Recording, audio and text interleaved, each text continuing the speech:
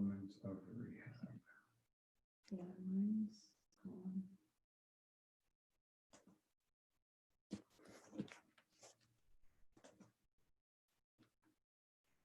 Oh, there's a password?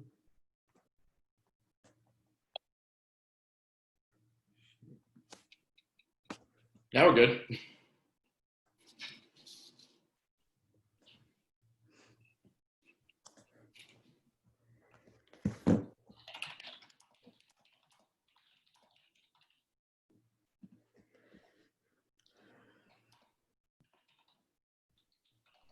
All right, this is good.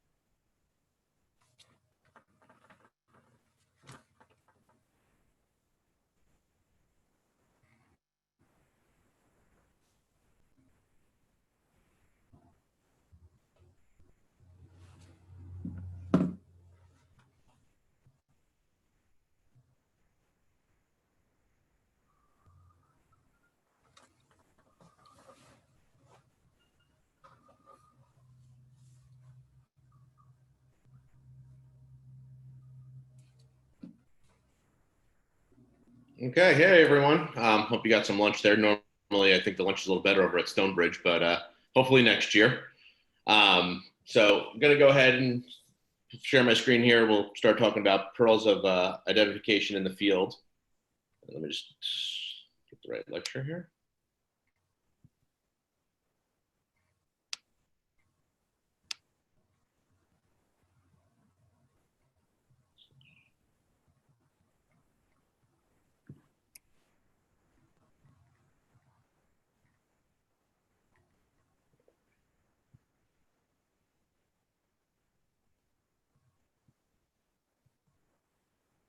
All right.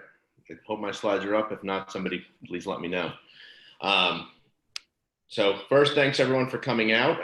We're always looking to improve stroke care, especially in the Long Island region where I think most of the participants are. So talking about stroke in the field, and I'm going to use a broad term for field, including EMS, nursing homes, grandma who's staying over for the weekend, patient on the floor, basically anywhere outside of the ED ICU setting, or even in the ICU or ED setting after they've been there for something else and their case changes. All right, so a lot of what we're going to talk about is the other strokes. Facial droop, arm weakness, slurred speech. I think at this point, people are more astute. I mean, I remember back from when I was a student in Philadelphia, people waiting 2-3 days with their weakness, stroke symptoms, and essentially ignoring them because they're like, oh, it'll just get better. I think the world has made a lot of progress since then, and it's about education and outreach, essentially. So just a quick, straightforward case. So 17-year-old male at home gets called for possible stroke. They do a Cincinnati score, a race score. You get a 3 on the Cincinnati, a 4 on the race. A lot of people in the hospital who don't participate in EMS work are saying, what? So just to go over what the scales are that are being used in the field and what oftentimes is being reported.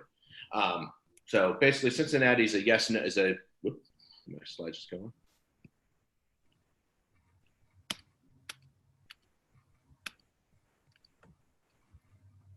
Is yes, no question. So is there facial droop? Is there arm drift? Is there dysarthria? So are they slurring their speech? You get 72% chance you're having a stroke. 3 of them, 85% chance you're having a stroke. The RACE score, or the rapid arterial occlusion evaluation. So they use a little privilege in which letters they're going to pick. But basically, you're getting a 0 to 2 score. So a little more subjectivity regarding facial palsies, arm movement, leg movement, head gaze deviation, and then talking about hemiparesis. So if it's right-sided, you're looking for aphasia. Close your eyes, make a fist, see if they could do that. If it's left-sided, look for agnosia. So basically, show them the arm that's not moving. Whose is this? Do they recognize this, even their limb? So greater than or equal to 5, there's a higher concern for LVO. So this will come up and talks about destination decision, comprehensive stroke center, thrombectomy capable center. There's a lot of talk about this nationally. We're going to talk about it a little later on today regarding New York and specifically Long Island about destination decision. If it's less than or equal to 4, the CVA is still likely. However, lower score usually means lower NIH and basically less likely an interventional candidate. Then there's also the LA motor score, which basically 3 components. Again, if you look at it, it's very similar things: face, arm, grip. It's been validated in the field. Feasibility has been confirmed in large scale. So the obvious stroke. So 72-year-old guy has CAD, diabetes, hypertension. Last known well was an hour ago. He's hypertensive. His vitals otherwise look okay. He's on hypertension, diabetes meds. He has facial asymmetry, upper extremity drift, lower extremity no effort, some mild aphasia, dysarthria, and decreased sensation. So his NIH is going to be at least 6, not a little more. It's hard to tell exactly since I didn't give you full information on the symptoms. So is it a stroke? Is this a stroke alert? One of the most important things, especially coming from the field, is knowing ahead of time. It allows the ED staff to prepare, allows notifications, it has everyone ready for this possible case. What are the key components? So the last known well is obviously the biggest one. We need as much information when arriving at the hospital or when a rapid response team is arriving at the bedside of the information determining eligibility for TPA. That's why the last known well is so important, what the baseline is. If your baseline on NIH score is 10 and now it's 11, it's a lot different than 0 and you're fully functional and now you have a what exactly the symptoms are, what symptoms were seen by the family, when did each symptom start, and then are there contraindications to TPA. So again, we'll mention destination decision. So is this an LVO? Should it go to a primary stroke center? Should it go to thrombectomy capable center? Should it go to a comprehensive stroke center? For the purposes of an acute ischemic stroke, the comprehensive stroke center, thrombectomy capable center are doing very similar stuff. At least in the New York area, it's still transport to the primary stroke centers. That's the directive in New York. In different areas, depending on layout of facilities, availability of facilities, those decisions are different, and that is really regional.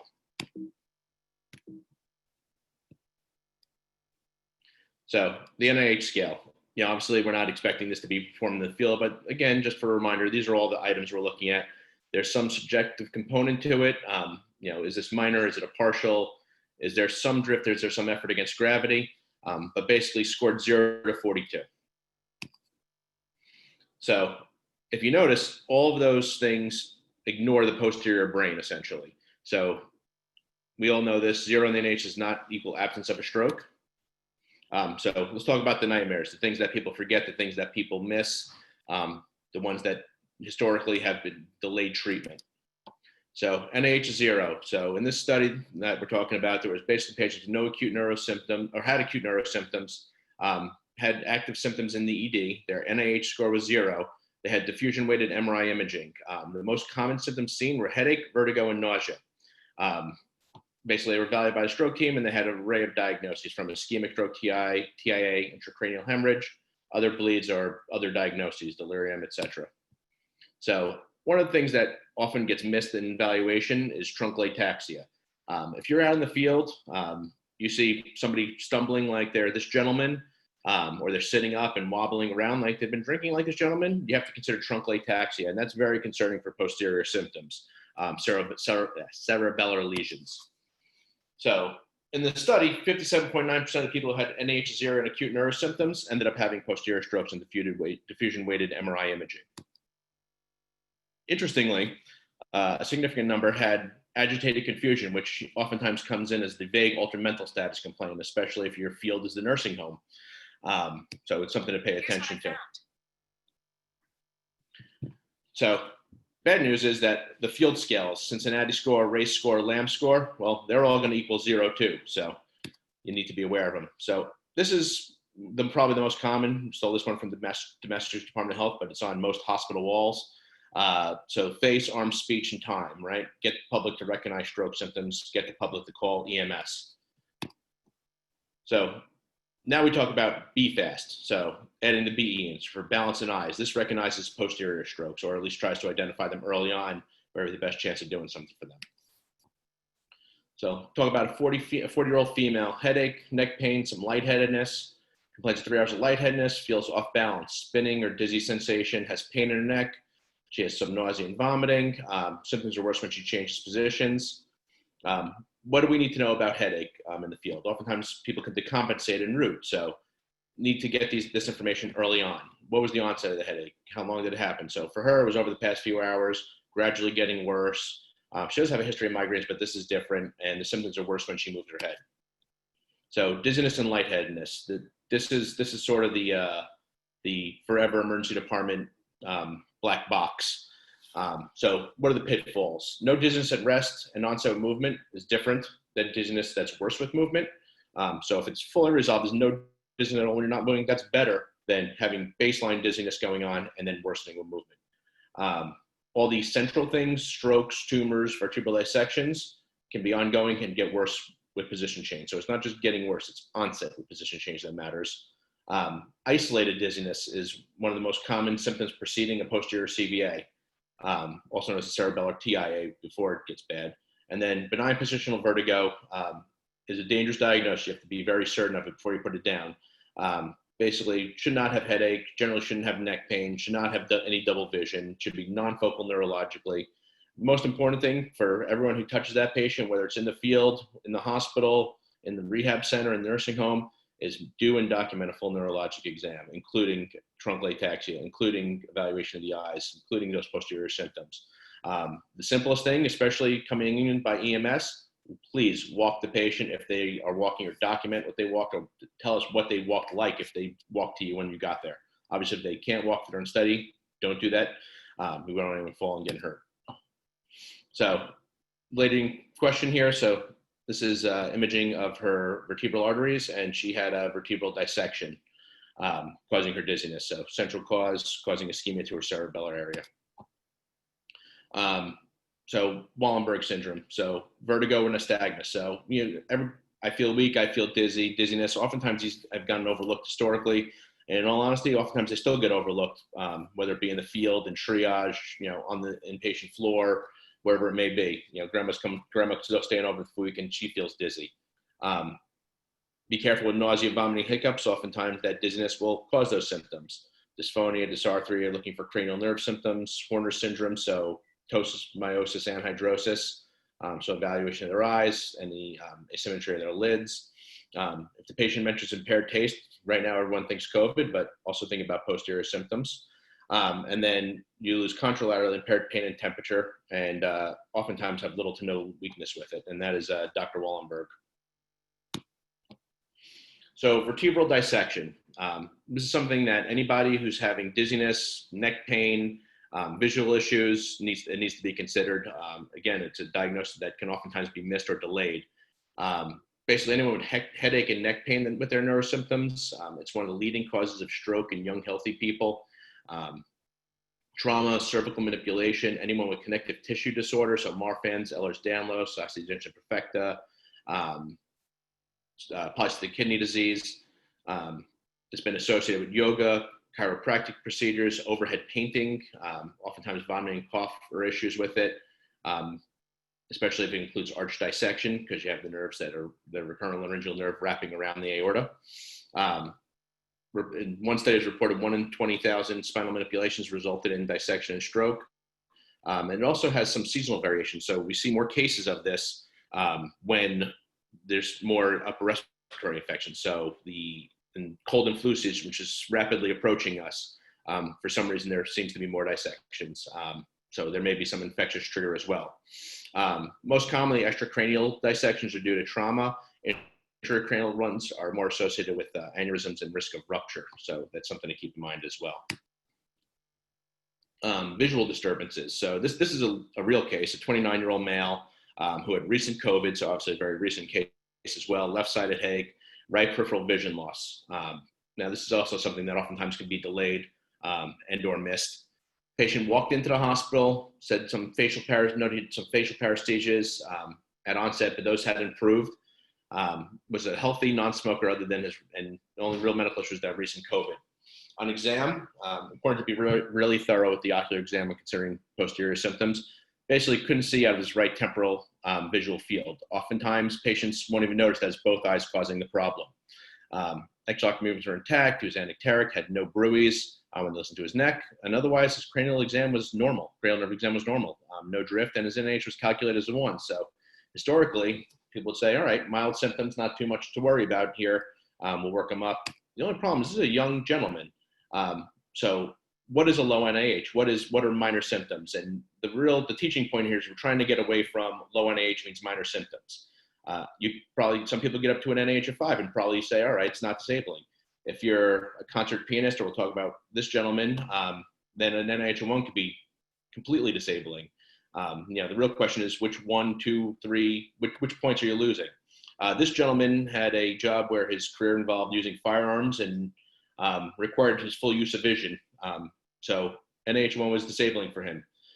He did have an MRI prior to receiving TPA to basically better include or exclude neuro versus ocular causes.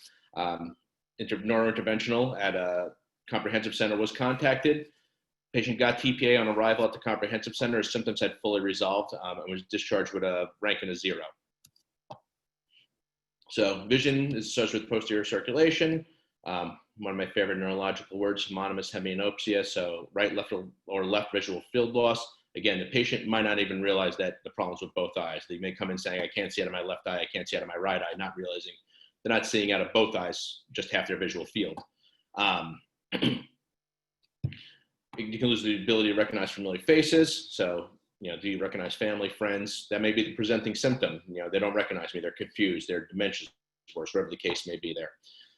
Again, altered mental status is a rough diagnosis because it can mean so many different things.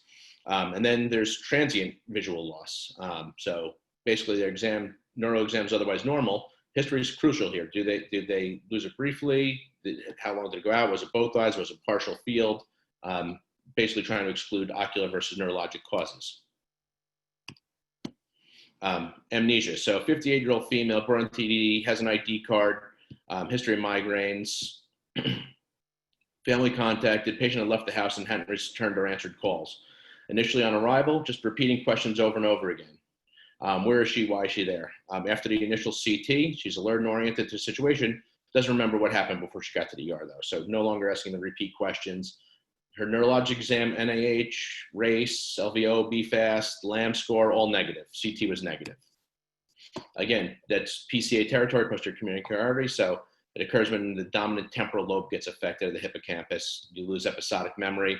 Oftentimes there's visual complaints with it. So again, the thorough visual exam needs to be done, not just your normal NIH type workup. And then the big black Pandora's box, altered mental status. This could be the patient from the nursing home, confused, combative, agitated. Oftentimes people, when they can't communicate well, whether it be aphasia, dysarthria, can get agitated. Or they can sound like they're delirious, but they just can't get at the words that they need to say or understand what you're saying to them to respond appropriately. So altered mental status, oftentimes posterior circulation, you get global altered mental status with basilar occlusion. Is the patient aphasic or are they altered? Again, that's not necessarily, if it's aphasia, then you're talking anterior circulation or middle circulation rather than posterior, but can present like an altered mental status. Is the patient just non-cooperative with the examination? It's often very hard to get a full examination on these people and see which symptoms. Do they have unilateral symptoms? Do they have global symptoms? So look for limb weakness, look for hyperreflexia, look for any twitching, jerking. If they can coordinate, try to do heel shin. Oftentimes the incoordination will be most pronounced in the lower extremities rather than finger, nose, or repeating hand movements. Look for those ocular motor symptoms. You have them look in each direction, and then bulbar symptoms as well. Altered mental status, again, talking about basilar occlusion. So brainstem, the thalamus, temporal and occipital lobes, they can be hypersomnolent. Oftentimes they'll come in as delirium, maybe in the sepsis workup. They can answer questions without relations to reality oftentimes. So you talk to them, they're talking about something that doesn't make any sense to what occurred whatsoever. They may be hallucinating. So, patient gets put down the hall in a psychiatric room pending evaluation. Is this something new for them? They have no psych history, or do they have a psych history? And this is something in addition. Check vertical gaze, check for pupillary response. And then overall sensation motor. So basically always need a very thorough neurologic exam. So locked-in syndrome or pseudocoma. So patient comes in, patient's been catatonic for hours. We found them in bed like this. My loved one just isn't moving, isn't doing anything. So they can't move, they can't speak. Oftentimes vertical eye movements and blinking can be preserved. So again, need to be very thorough. Problem here is that these patients are often cognitively intact and hear and see everything that's going on, however, can't interact with you. EEGs are important. Obviously, those aren't generally getting done in the ER, but soon after, they're often normal as well. So rarely they can have a complete loss of eye movements. Obviously, it's much harder to diagnose then, and those are brainstem strokes. So needs to be considered. If they're in a window for treatment, needs to be considered early. Oftentimes not considered too late, and then you really can't do anything about the symptom. You got to kind of hope for the best at that point. So aphasia, is it difficulty understanding or difficulty communicating? Often misinterpreted as AMS, as I mentioned prior. Non-traumatic headaches. So subarachnoid hemorrhages are a lecture in and of themselves. Again, this is why type of headache, the pattern, the onset. Recently had a case here where basically a patient came in as altered mental status headache. Symptoms have been going on for days. She wasn't able to tell us anything. Family eventually told us, yeah, she's had this headache for a few days. It started suddenly 3 days ago. Initially, she didn't want to come in. When she lost the ability to tell her family she didn't want to come in, they brought her in. And subarachnoid was found.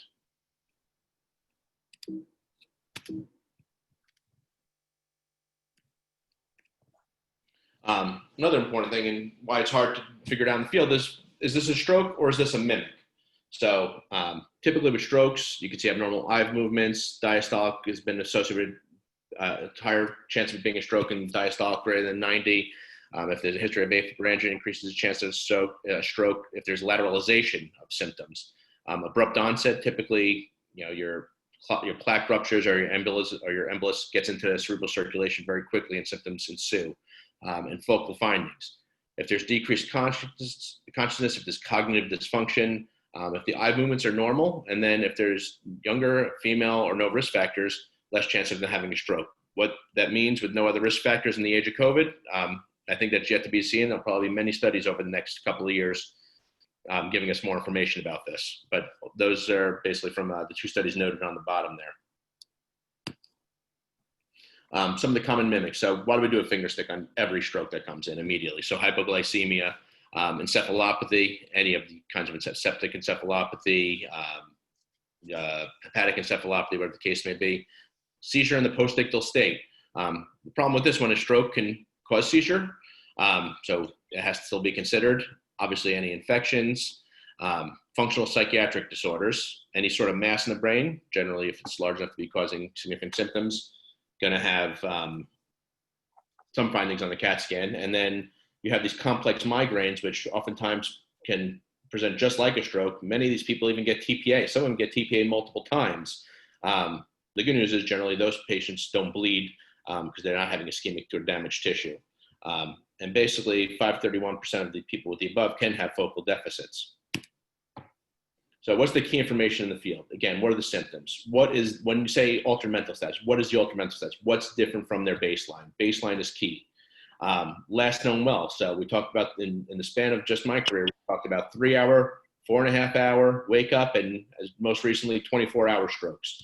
I expect that window will continue to grow as more research is done, and as imaging confirms there's still viable tissue, or if there's not viable tissue. But when's the last known well? What are the symptoms, and what time frame is? What was the onset? Was this sudden? Did it gradually occur over time? If there's chronic deficits, okay, they come in and now they have mild facial droop, but their NIH is 10 because they have all these chronic deficits from a previous stroke. What's new? What's old? And then contraindications TPA. This is the one that if you're eligible for TPA, can oftentimes delay it, is trying to find out what are your home meds? Is there other anticoagulants? Do you have a history of low platelets? If those are there, we need to know. We don't want to give TPA in a situation where the patient, then we find that the patient had an issue where they shouldn't have got it and then can cause complication. So just an overview of the TPA contraindications. So you're thinking about them when you're seeing these people, or you're picking up from the nursing home, or you're asking their family members in the field. Within the 3 hour window, a little different additional things in 3 to 4.5 hour window. So what their age is, that generally we know. Do they have diabetes? Did they have strokes in the past? Do they take oral anticoagulants? In the field, we need to know when you come in, what's their blood pressure? Do we need to manage this before we can treat them? And then do they take any antiplatelet drugs? Are they on hemodialysis?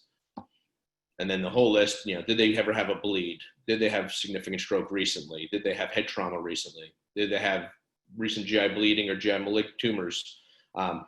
Especially if they're non-mobile and receiving anticoagulation, do they get heparin? Do they get Lovenox? Are they being treated for a PE? Are they being treated for a DVT?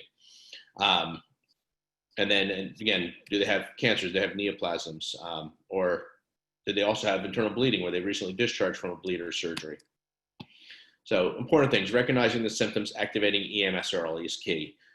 In the hospital, activating a rapid response early. Timely EMS response, transport to a stroke center, primary, thrombectomy center, comprehensive center, just get the patient to a stroke center, initiate diagnosis, initiate treatment. And then in-house care follow-up. So it's all the same. In the field, family recognition, notifying EMS recognition, getting the information needed, arriving at the emergency department to get that workup, and then coordination with the neurologists, neurointerventionalists, speech and language pathologists, physical therapists, and everyone else to get this patient appropriate care. And everyone who's here, hopefully, since it's in the field lectures, a lot of AMS. Thank you to everyone getting CME, learning more. Stay healthy and stay safe. Any questions? Rob, actually, I have a question. So I know you guys are now launching at Mercy your new cath lab, obviously, which is in tangent, not neuroside, but definitely offering acute care, emergent care for an acute event like an MI. What do you see the future being in terms of where people go to, and especially as we're trying to improve endovascular services and put endovascular capabilities in smaller centers? Do you see utility in potentially going that route for Mercy on the endovascular side? Do you see the volume there? Do you see the interest? Obviously, from a patient perspective, it's better if we can get treatment in every hospital, but does it make sense from Mercy's side in terms of doing that? So first, thank you for bringing that up. So Mercy is excited to be offering interventional cardiology PCI services starting October 1st. There will be ribbon cutting. St. Joseph's will also be offering cardiac interventional services later this year, early next year. So those are two things to improve patient care in the area. We'll talk about it a little more when we talk about the comprehensive center as a nucleus of stroke care.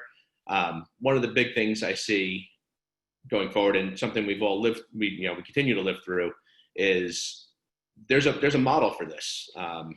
If we follow the cardiac model, the MI model, patients came in the field at non-interventional centers. They got TPA for their heart and got transferred for PCI, and that's still going on now as we expand, as we mentioned, with PCI centers into smaller hospitals spreading out. Part of the comprehensive center role, I think, is going to be supporting that. And over time, as there's more neurointerventionalists, as there's more capability, as the procedure gets done, is more well known to the public, there's going to be demand for it as well in those cases. And the sooner we restore blood flow, the better the outcomes are. LVOs are a smaller percentage of total strokes, but they're also far more devastating, as we all recognize. And every minute does count, and we've mentioned that probably multiple times today, and we'll mention many times through the afternoon. So I think as we go forward, I would not be surprised, and I would be disappointed if it didn't happen, where thrombectomy and comprehensive type services are offered more and more at what used to be, or what currently is, the spoke centers like here. So I would fully support it if the volume presented itself for that. Another thing, Rob, you spoke a lot about how do we identify these folks on the field, right, and how we can make decisions. What's your take on, is there a possibility for advanced tools to get us better than where we are today? I know that in New York, we have Cincinnati, and we don't really have much else, or we're not advocating for much else in the field. You're involved in REMSCO and everybody else and everything else up there. So there's a lot of, on the political side, you're involved, but what do you see coming forward in the future in terms of more ways to identify strokes on the field? And also, what do you think the role of stroke ambulances, or CTs on a bus pretty much is for the future? And do you see utility for them on Long Island? Long Island is a challenge geographically. If you can have a true hub and spoke model where everything surrounds a center core, that's great. The problem is we are a very long and narrow island, so services get spread out. North-south is very quick, east-west takes a long time. Getting patients to diagnosis and TPA faster is obviously always better when that's available, or diagnosing intracranial hemorrhage and getting to a center with neurosurgeons faster is better. So I do see utility in mobile stroke units. With transport times on Long Island versus other parts of the country where it could be 30, 40 plus minutes as opposed to 5 to 7 minutes to a primary stroke center, I think it's more important. But the idea to get treatment faster to people just makes, as an emergency physician, that makes the most sense. That's what we try to do, get the most appropriate treatment to the most appropriate patients in as timely a fashion as possible. The current EMS stroke scales that we talked about, Race, Cincinnati, Lambs, whichever one it may be, I think they're very good at catching most of your strokes. the the obvious ones that everyone I think at this point in healthcare recognizes. I think there needs to be more research, and I think there'd be more push for identifying the atypical strokes that we discussed. Something as simple as be fast adds in basically an entire portion of the brain that gets overlooked by everything else. So hopefully there'll be more of that, or there'll be some sort of other score, Cincinnati I score or Cincinnati balance score, or B race or whatever it may be to incorporate balance and or an ocular examination, since it gives so much additional information and can direct care. Gotcha. And so the current stroke ambulance that Stony Brook has, have you guys seen any patients come to you from that, or what's your experience in Mercy, or does it not go? Not. As far as I know, they only have the 2 out in Suffolk County, so we haven't gotten any multiple stroke patients this far out. That would be they'd have to pass multiple stroke centers, and a comprehensive stroke center to get this far out. Yeah. So right now they don't have that in Nassau, but there's a big empty hole in the middle of Nassau without comprehensive care. The comprehensive thrombectomy centers are on the North Shore or on the South Shore over at Good Sam. So a mobile stroke unit in that area may provide some service to a wide range of people, whether it be southwestern Nassau or central Nassau. Gotcha. Fantastic. All right. Great. Rob, thank you so much. That was very informative. We'll see you again later down the line when we have our roundtable with the other ER doctors discussing similar things, not so much identification of stroke on the field, but more what happens when we're trying to make a decision, where are we taking this patient? And that's, I think, an unsolved debate, and we're going to add to the controversy probably later on. Thank you, Rob. Thank you. All right. So, perfect. Thank you. So now, with let me see, the breakout sessions are still ongoing, but they should be completed in the next 5 minutes. So I'm going to let people roll in as the time goes by. We have close to 200 participants in the main room now, so that's good. And a few out in the breakout sessions, but I don't want to keep Todd waiting. It's my distinct pleasure to introduce Todd Crawford.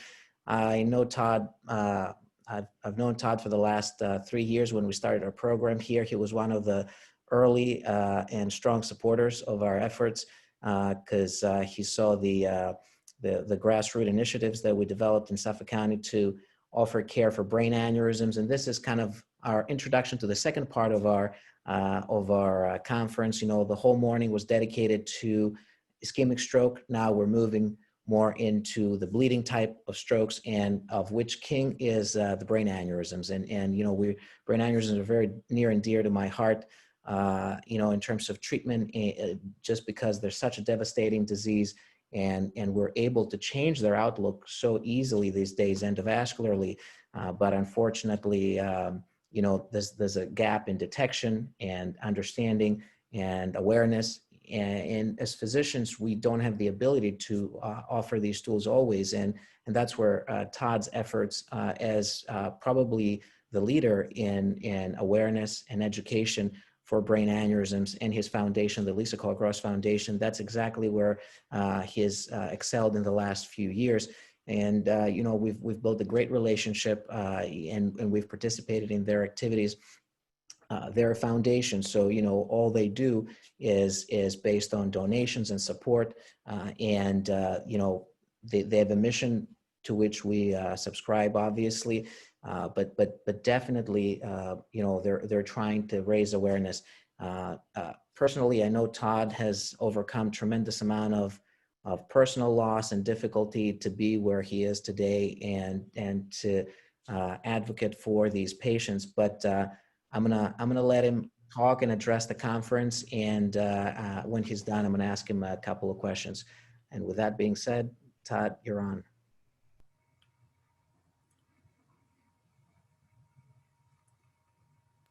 Let me unmute you.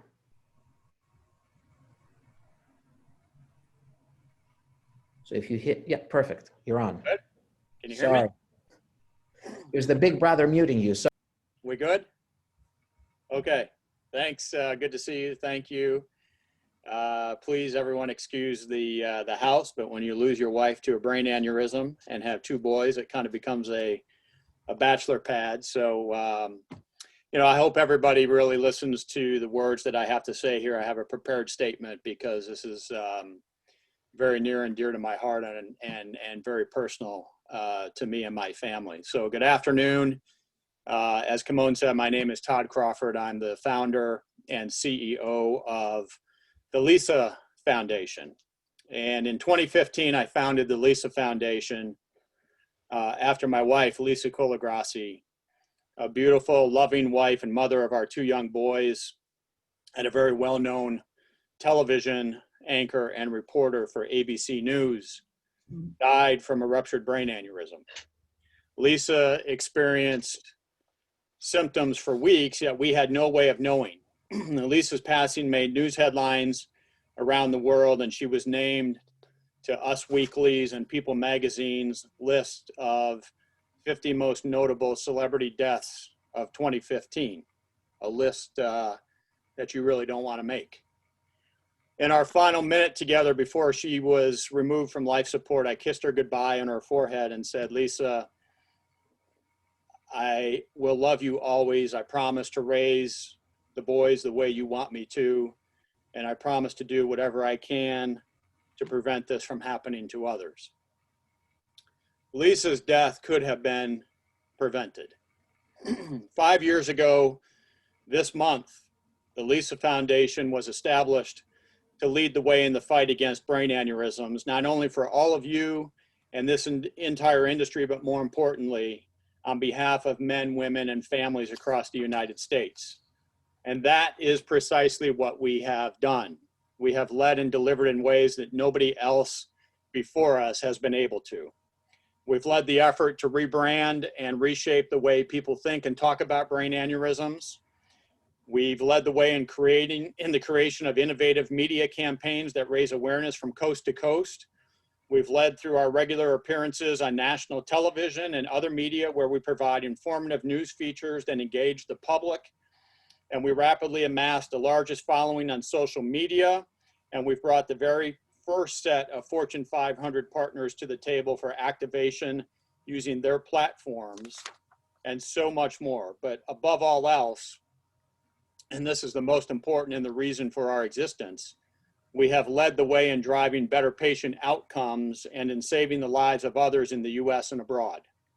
It is in support of this mission that I stand before you this afternoon.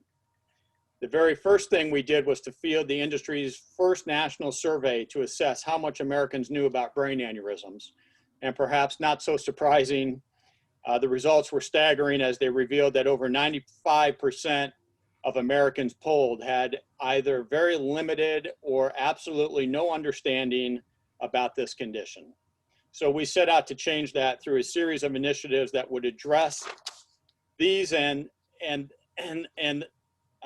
these disturbing gaps in knowledge while reinforcing prevalence. What segments of the population are most at risk and warning signs? We created the industry's first set of icons and graphics to convey the most symptoms. Our efforts at the Lisa Foundation over the last 5 years have served as the catalyst for the start of a national conversation around brain aneurysms, much like that which has been done by Susan G. Komen, the Michael J. Fox Foundation, Autism Speaks, and others for their respective causes. Because of our efforts, for the very first time, the battle against brain aneurysms is being taken directly to men and women across the US, where it's being waged in the comfort of their own homes, in their family rooms and around the kitchen table, as well as in places where they workshop and entertain themselves. We are providing the public with the critical tools and information that will not only provide increased knowledge and better understanding, but also empowers them to advocate for themselves and, along with experts like you, make informed treatment decisions that will lead to a reduction in deaths and improved outcomes. How do we do it? Well, for starters, our continued ability to generate coverage in the national news media has been unmatched, including special features by USA Today, Good Morning America, on Fox and Friends, Dr. Oz, to name just a few.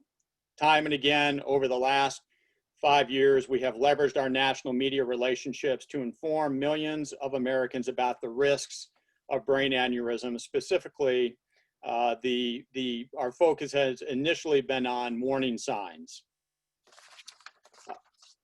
But our relationships don't stop there. We also have some big personalities from sports and entertainment worlds who support us and have become ambassadors of the foundation. Among them, some of the biggest names in the NFL. For example, 3 years ago, the NFL decided to dedicate one special weekend during the regular season to give their players the chance to wear their hearts on their shoes and showcase a cause that's near and dear to their hearts. This program has become known as My Cause, My Cleats, and allows the players to custom design their cleats where every single cleat tells a special story. For the last 4 years, we've had some of the league's top players proudly wear the Lisa Foundation on their shoes, with each player also honoring a special family member they lost to a brain aneurysm. To further address the disturbing gaps in knowledge, in 2017, we launched the industry's very first public service announcement on television across the country. The PSA was credited with saving lives and was nominated by PR News as a finalist for the best nonprofit PSA of the year, along with United Way. And I can tell you that on a personal note, ours PSA was developed on a shoestring budget, to say the least, and that's putting it nicely. Whereas United Way had invested upwards of $300,000–400,000 in their PSA, so it was a real honor to be a runner-up to them winning that award.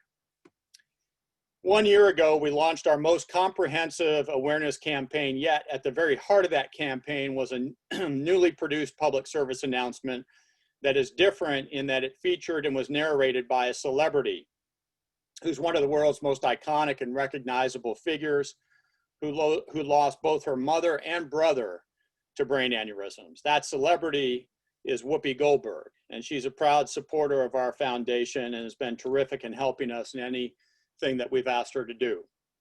Over the last 12 months, that PSA aired on local, network, and cable television stations over 50 of the biggest markets across the US and generated over 500 million audience impressions and over $12 million in donated media. In addition to the initiatives I've already shared with you, we've also established groundbreaking partnerships with some very well-known Fortune 500 companies who are leaders in their respective categories, including CVS Pharmacy, who is supporting our efforts through social media and in over 10,000 stores across the country, where CVS customers, as they shop in store during the month of September, are greeted with audio from the Whoopi PSA over their in-store radio network. This represents just a small portion of our work and accomplishments over the last 4 years, and I can promise you this, that we have barely scratched the surface and have much bigger plans in store. But none of it matters unless we are driving impact, and this foundation continues to drive unprecedented impact and patients to the front door of hospitals across the US to be triaged, screened, diagnosed, and treated before a catastrophic rupture occurs. We have heard from thousands, literally thousands, who have credited the Lisa Foundation with helping achieve a positive outcome or directly saving their life. It is testimonials like these and the many others we have received that reinforce and bring our mission to life. The Lisa Foundation leans on the expertise of a distinguished scientific and medical advisory board composed of leading neurosurgeons, neuroradiologists, neurologists, and other healthcare professionals across the United States who specialize in treating this silent killer and guide us in planning and implementing our body of work. Our goal is nothing short of transforming this industry to drive greater impact along the entire patient journey, and we should all be collaborating with one another on how we can do that together. We need your help, and we cannot be successful with our mission unless many more people get involved and have a voice at the table. Brain aneurysms, as you all know, are known as the silent killer. And our pioneering work at the Lisa Foundation is breaking the silence. And together we can drive even greater impact. Thank you so much for the opportunity to address you this afternoon. Thank you so much, Todd. Really, really impactful statement. And the work that Todd just spoke about, I've witnessed it over the last few years, and I've been impressed about the impact that it had. And Todd has the ability to bring, as the mission of the foundation is, to shed the light on brain aneurysms. There's not a lot of other foundations or organizations that have the ability to get together the star power that Todd can really master and make them speak out. And you see all these people that, we know they're famous, but we really don't know that they're in their personal stories, their personal lives, they've suffered loss from brain aneurysms. And this is what has been, I think the tremendous contribution of the foundation. Todd, what's your experience with the industry partners and kind of the companies that produce a lot of the devices and stuff like that? What's your experience in your collaboration with these folks?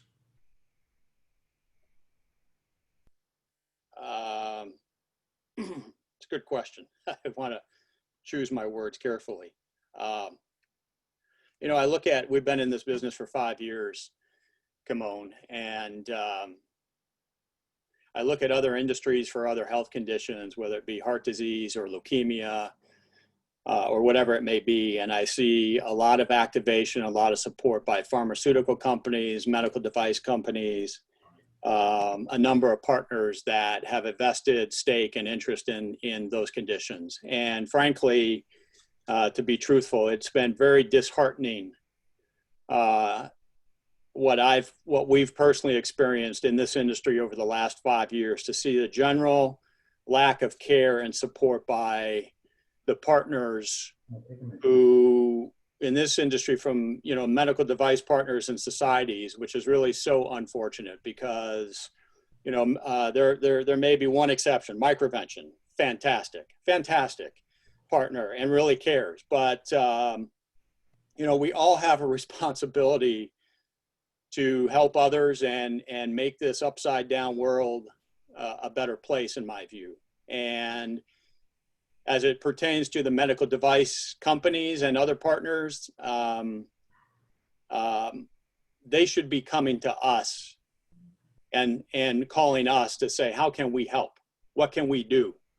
We shouldn't have to be chasing anybody down or begging anybody for a $30,000 or $40,000 grant, to put our programs and activate to address people across the country about what is a very big condition that Americans do not know about. And that's what the heart of the Lisa Foundation is all about, is creating a national dialogue, much like what's being done for other health issues around the world that are out there, and to do it in an innovative and very creative way where our programs reach them where they are, at their home, at places, like I said, where their businesses, where they shop. And with the very limited resources that we've had over the last 5 years, we have done more and made a much bigger impact than anybody else in this space. And so I'm frustrated and disheartened by what I've seen over the last 5 years.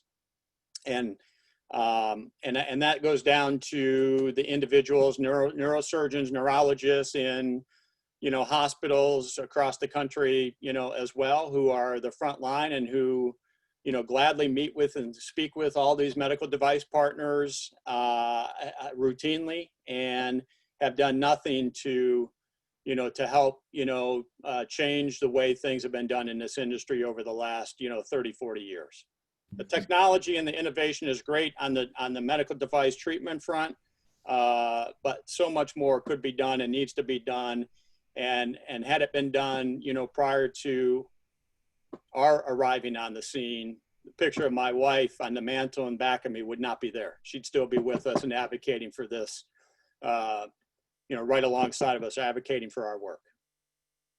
Yep, that's a very, very powerful words, Todd. And The point that you're making is a very good one. You know, I think it's short-sighted if we all of us don't understand that awareness is key in really bringing patients to treatment. So, you know, if you're a medical device company or a physician, if there's no awareness, you're not going to have patients to treat. So it's very short-sighted to just, you know, not support foundations, especially like yours that brings all this power to the cause of spreading awareness for brain aneurysms. And, you know, what do you think us as medical professionals obviously can do to help the Lisa Foundation? Obviously, on the industry side, we can advocate, but, you know, they have a mind of their own. But as medical professionals, how can we help change the tide on this area? You guys are the key. I don't need to tell you that. These obviously, they have an interest in getting, you know, in the front door to meet with, you know, the hospital staff. There's a reason that they do that. You know, I think to you know, begin a good dialogue and conversation with them about the foundation is an important first step. But it's also, you know, for, you know, neurosurgeons, neurologists, and others in the industry to get involved with the foundation. We put up on our website, we have a page of, you know, a limited number of people that we highlight in terms of who's on our medical and scientific advisory board. You know, it's a small sampling, but, you know, we're always looking for new blood and people who have, you know, will bring a completely, you know, new and fresh perspective to things and really, you know, help us be smarter about how we go to market and, you know, the programs that, you know, we are going to create that, you know, will reach the largest number of people in the most efficient way. So, you know, I would point out those two areas, I think, as a beginning point.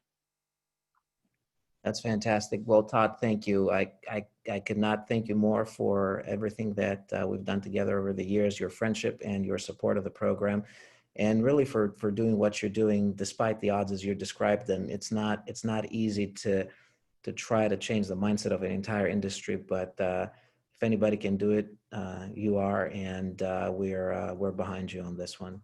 Thank you again for coming to the conference, and I'm sure I'll be seeing you in person soon. You got it. Thanks, Kamal. Take care, guys. All right, so back into more medical knowledge now.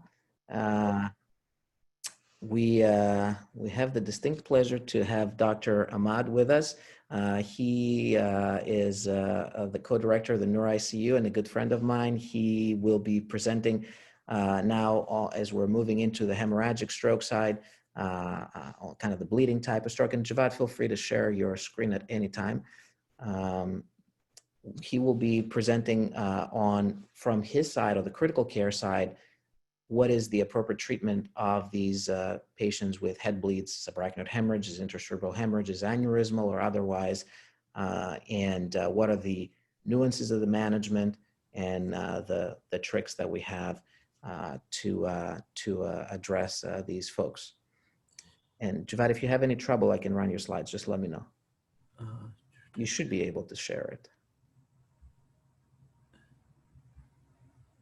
Let me know if you can you see it by any chance? Not yet. I'll let you know. Should be there now. Let's see. Nope. You want to run it for me? Absolutely. Give me 2 seconds. All right.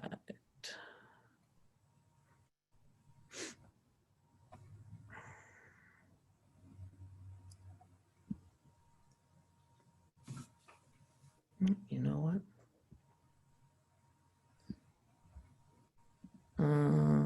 Here you are. I'm gonna share my screen. Sorry for the slight inconvenience. Here we go. Okay. So my name is Dr. Javad Ahmad. I'm the co-director of the NeurICU at Good Samaritan Hospital.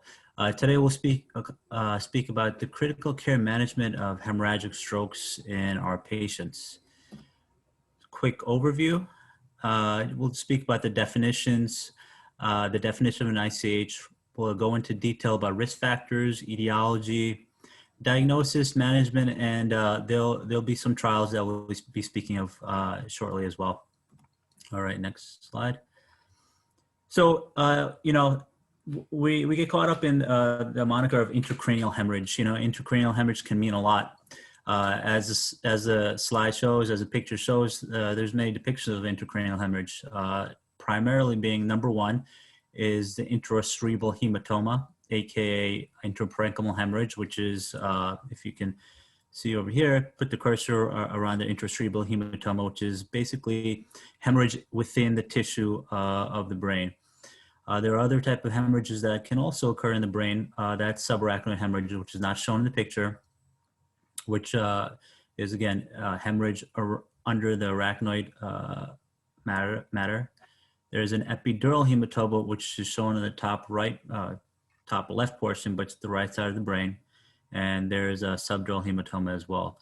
For this talk, we'll be focusing on primary ICH, which is intraparenchymal hemorrhage or intracerebral hemorrhage, as we showed. Okay, next slide.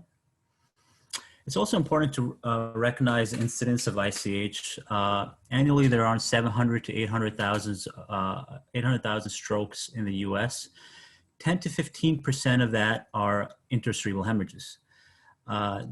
This is noteworthy as there's a difference between, say, morbidity and mortality in patients who have ischemic strokes versus intracerebral hemorrhages. It is postulated as well that the incidence of ICH will increase 100% fold by 2050. So instead of 50,000, as we had 50,000 cases in 2000, we most likely will have over 100,000 cases in 2050. All right, next slide.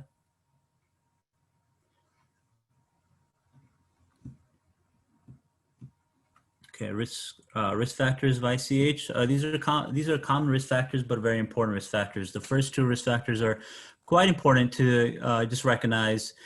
Any patient that has hypertension or any patient that has cerebral amyloid angiopathy are high risk factors for ICH. So what is cerebral amyloid angiopathy? That's a deposition of your beta amyloid protein into the media adventitia of your vessels. And how does someone actually have an excess of this in the brain? Usually it's related, there's a direct correlation between age and the amount of amyloid angiopathy one has in the brain. As we go older, as we get into our 70s and 80s, the process of excreting this amyloid from our brain kind of dwindles down. As a result, we have increased amount in our brain. There are other risk factors as well, as I think we alluded to earlier. Anticoagulant therapy also increases the risk factor of ICH. Antiplatelet therapy, age usually greater than 80, race, African Americans, Asians, male, gender, alcohol abuse, liver pathology, as that also causes a coagulopathy in some of the patients. All right, next slide.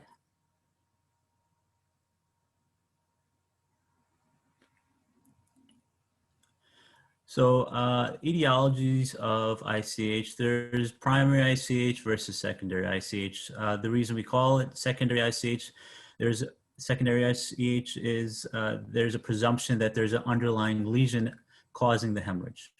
Like from 5, if you go to 0.5 and onwards, you can see that neoplasms are a common cause of, or a less common cause of hypertension, but they're a possible cause of patients having hemorrhages in the brain.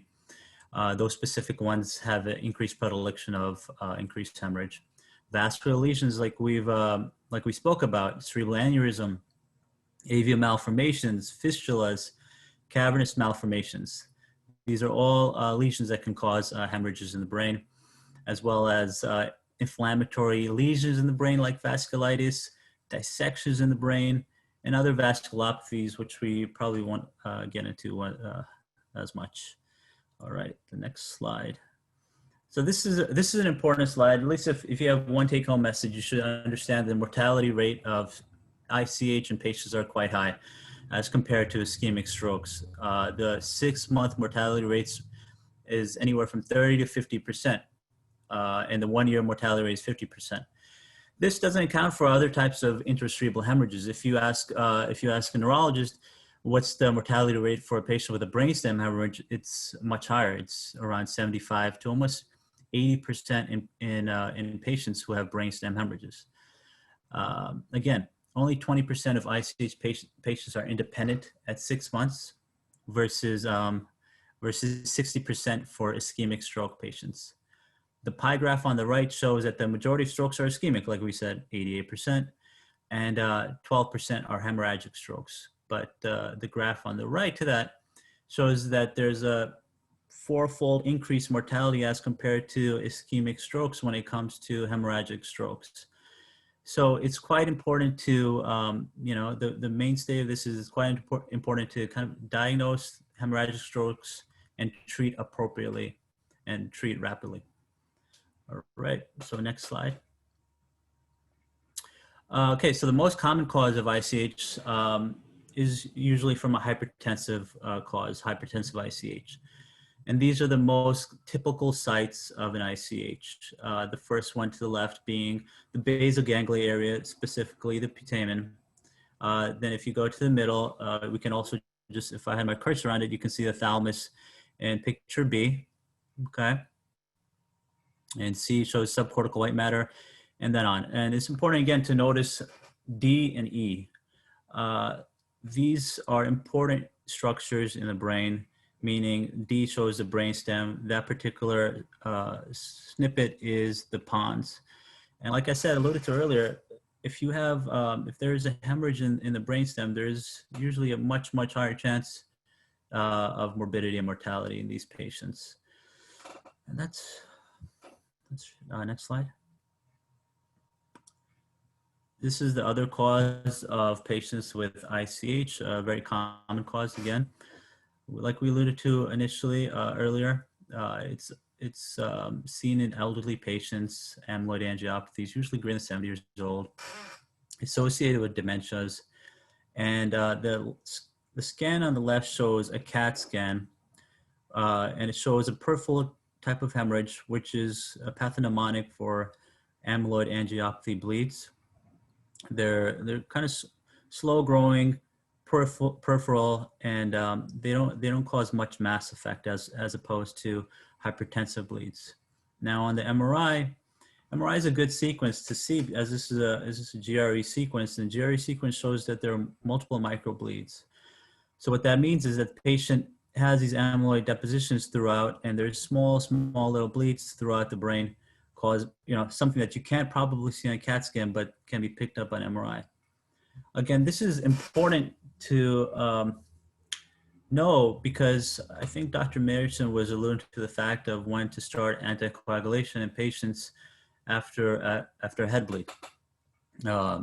Again, like Dr. Mayerson was saying, it's provider dependent, but we take into much consideration as to not only the patient's age, not only patient's comorbidities, but also an MRI sequence like this shows that the patient has microbleeds. Now, if the patient has atrial fibrillation or DVTs, of course, you'll be apt to start anticoagulation sooner than later. But if you have a picture showing microbleeds throughout the brain, you'd be hesitant to do so. So, the correct initiation would be key. And at that point, that's a joint discussion between a neurologist and a neurosurgeon to figure out exactly when to start.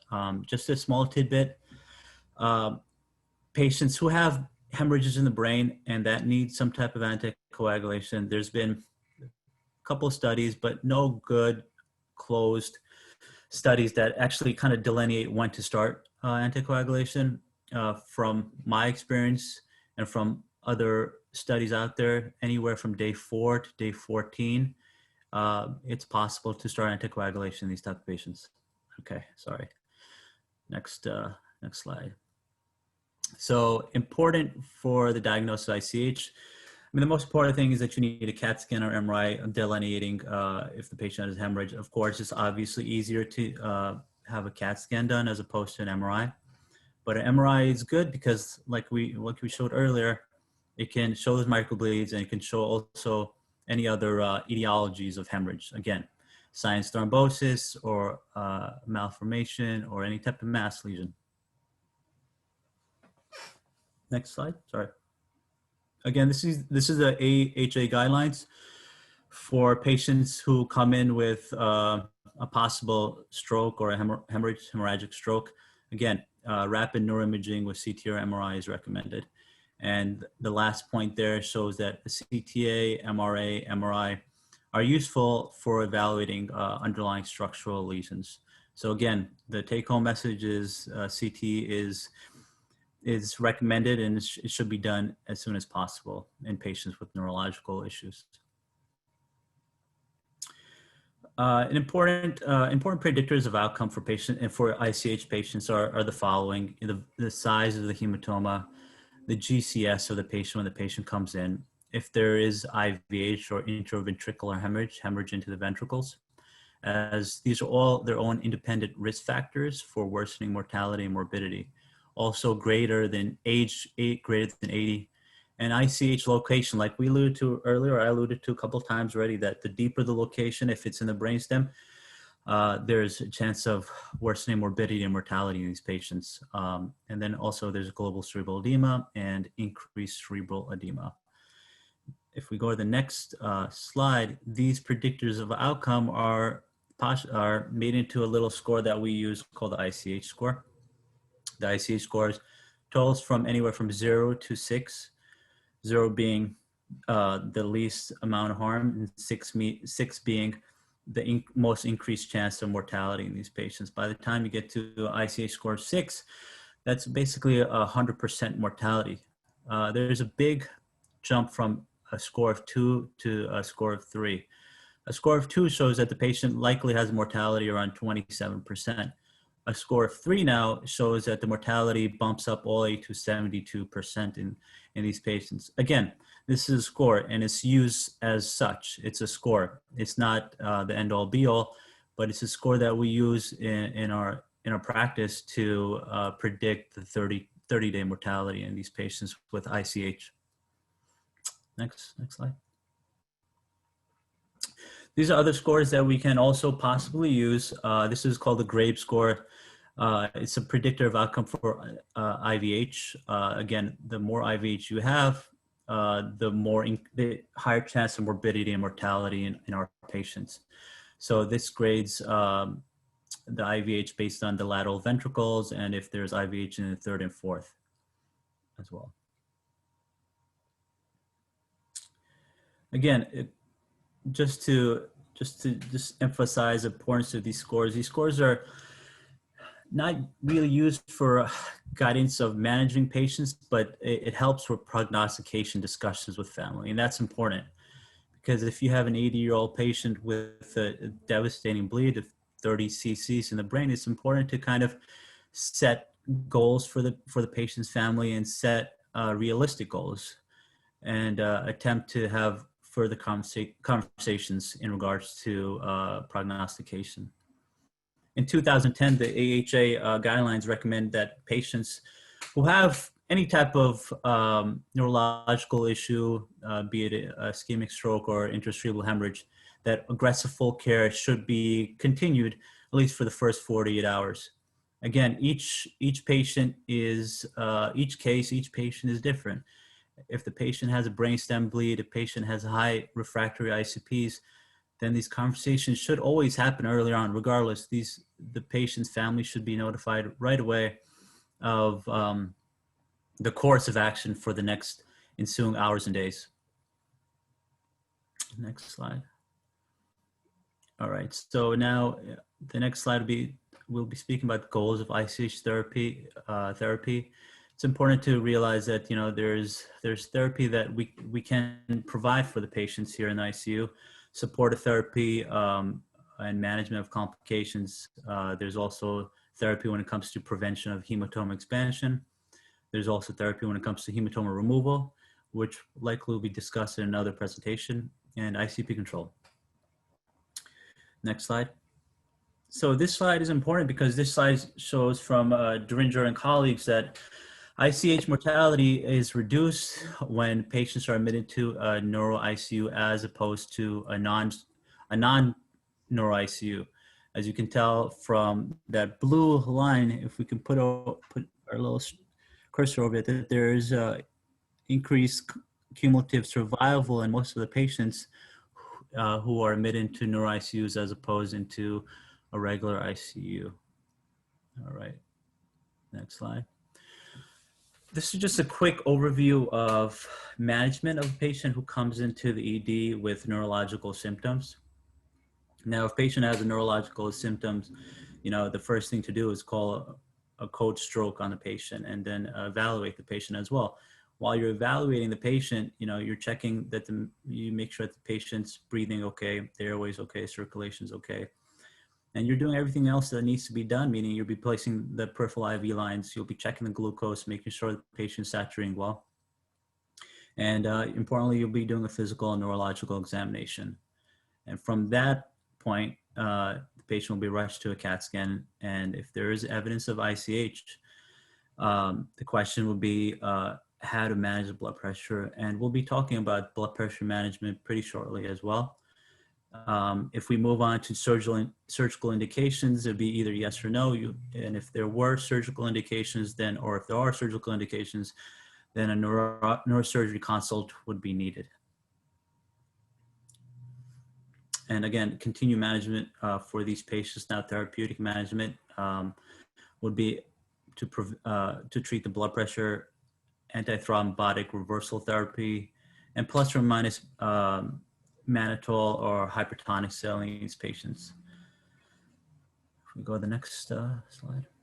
So what do I mean by blood pressure management? There have been 2 important trials in the past 10 years or so that refer to the management of these patients.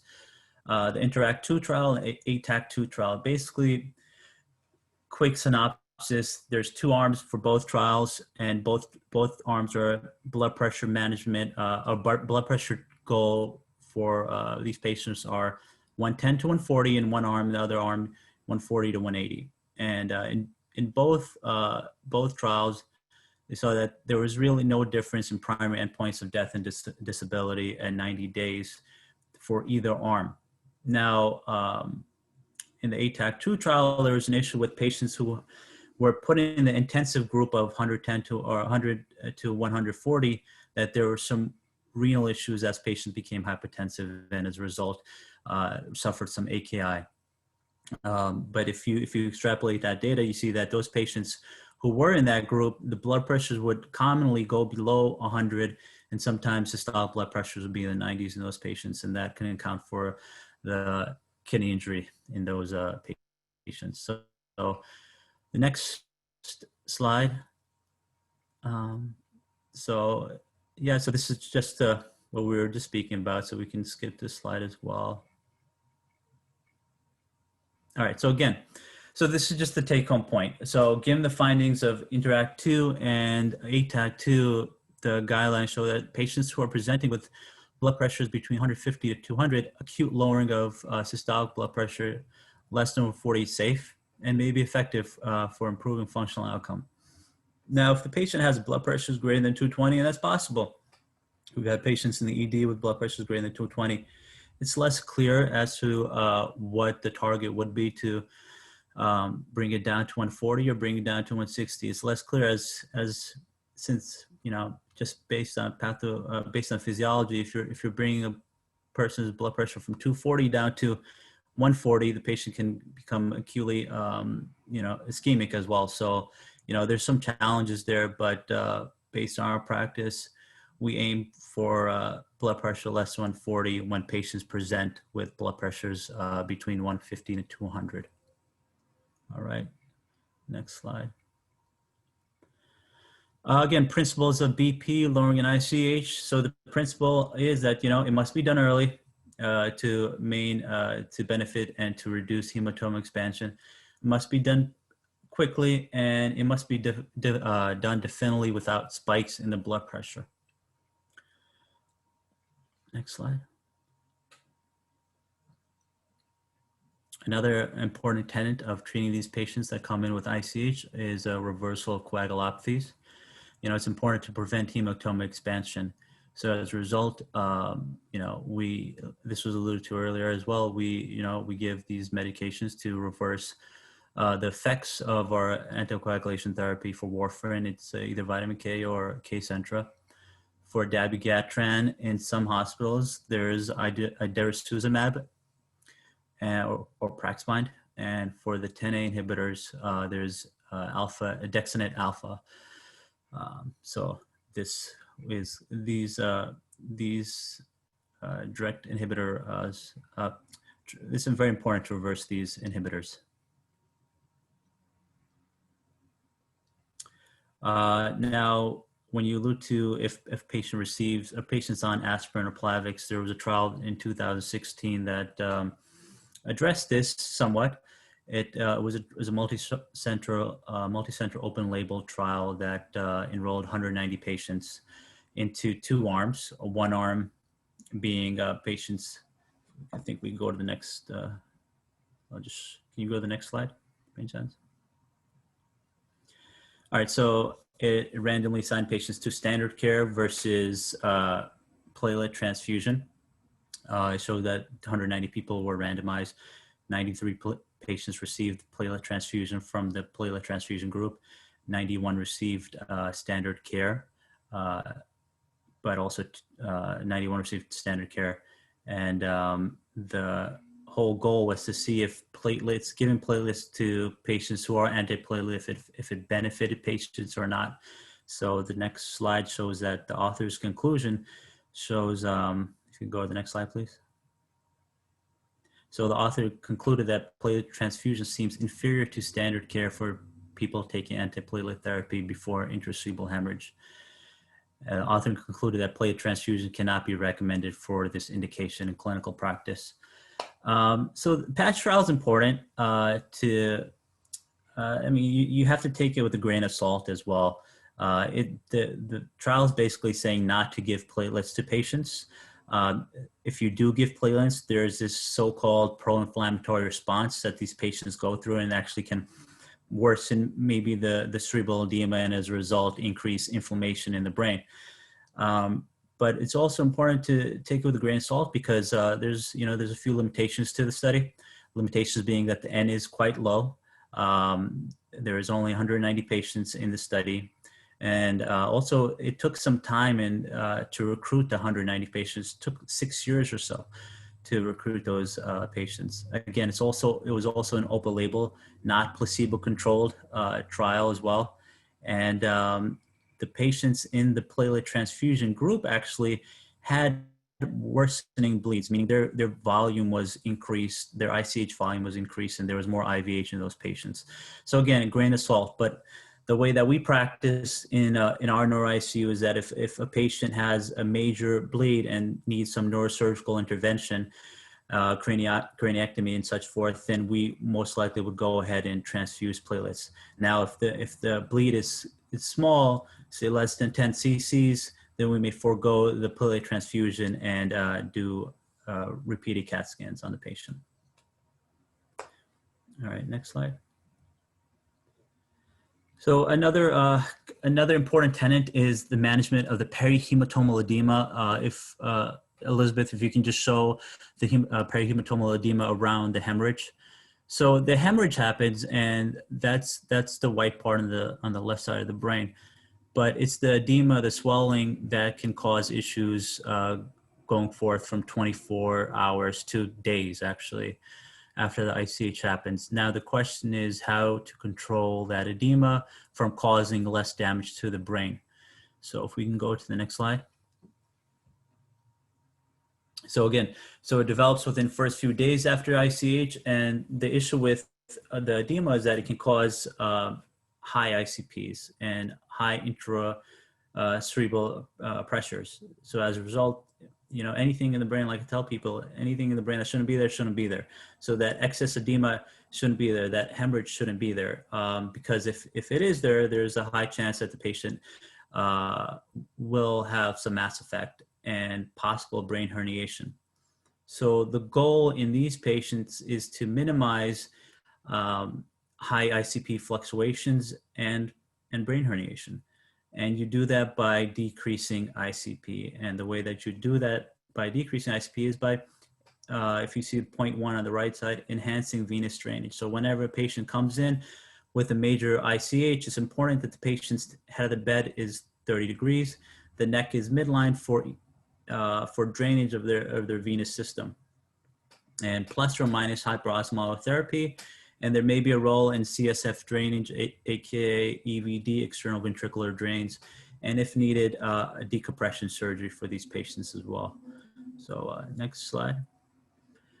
So it's important to realize, this is actually an important point of the talk. It's patients with asymptomatic perihematomal edema or asymptomatic, meaning the neurological exam is fine. The patient may have a bulge or may have a drain. It's not imperative to treat the patient's sodium.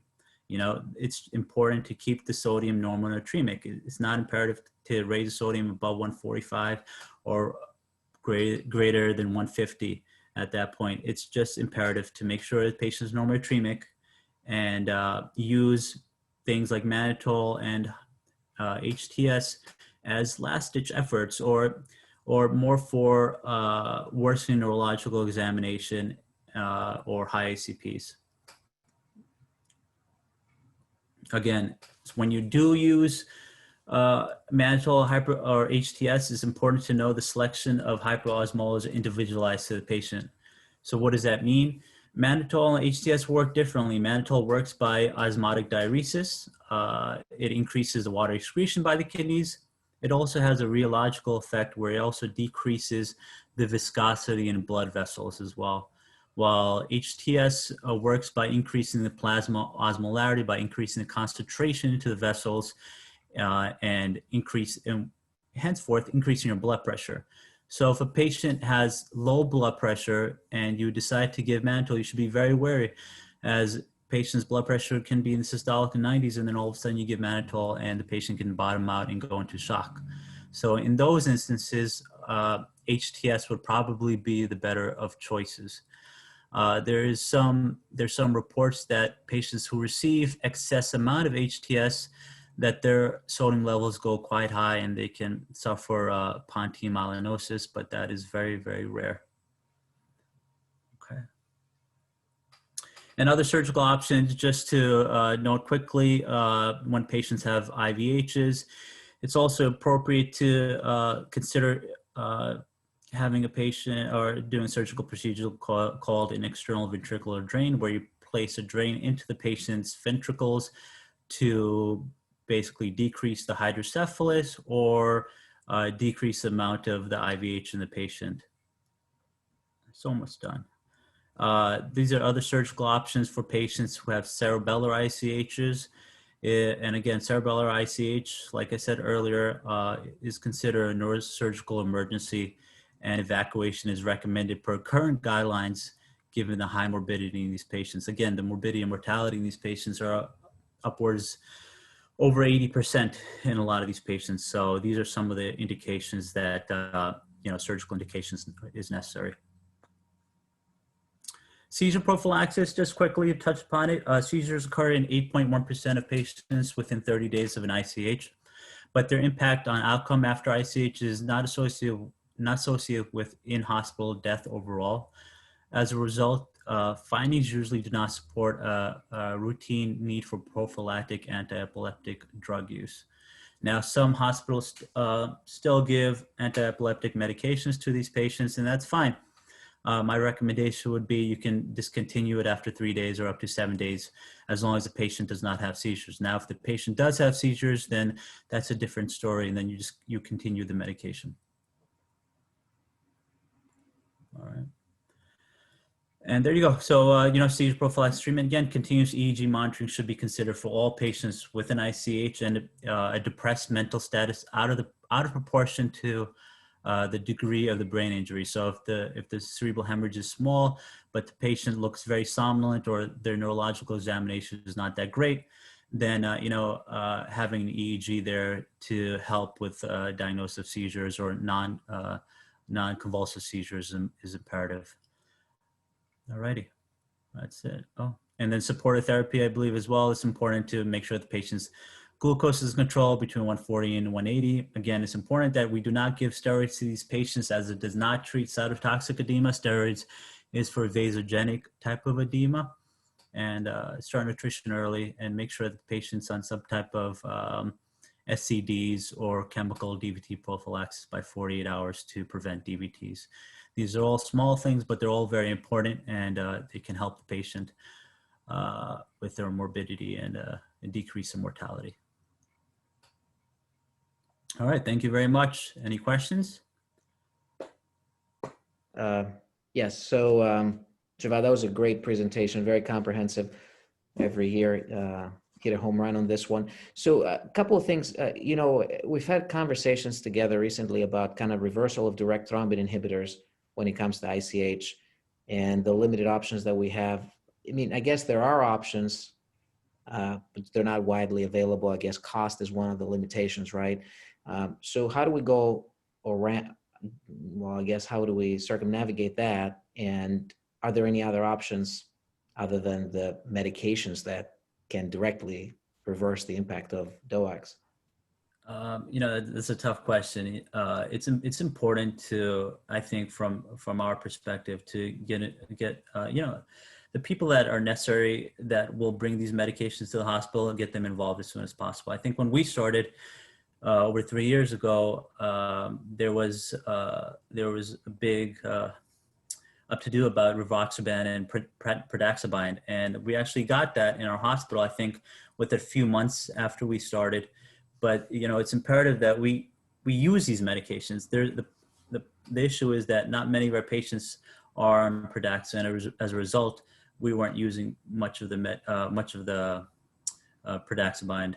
So you know, that can be an issue. So I think from our perspective, just making sure that everyone's aware in the hospital, or the necessary people that need to be aware, like pharmacy and other intensivists need to be aware that, you know, it's good to have these medications on hand to reverse our agents. Excellent. And what's your, you know, what do you rather use? Would you rather use mannitol or hypertonic saline?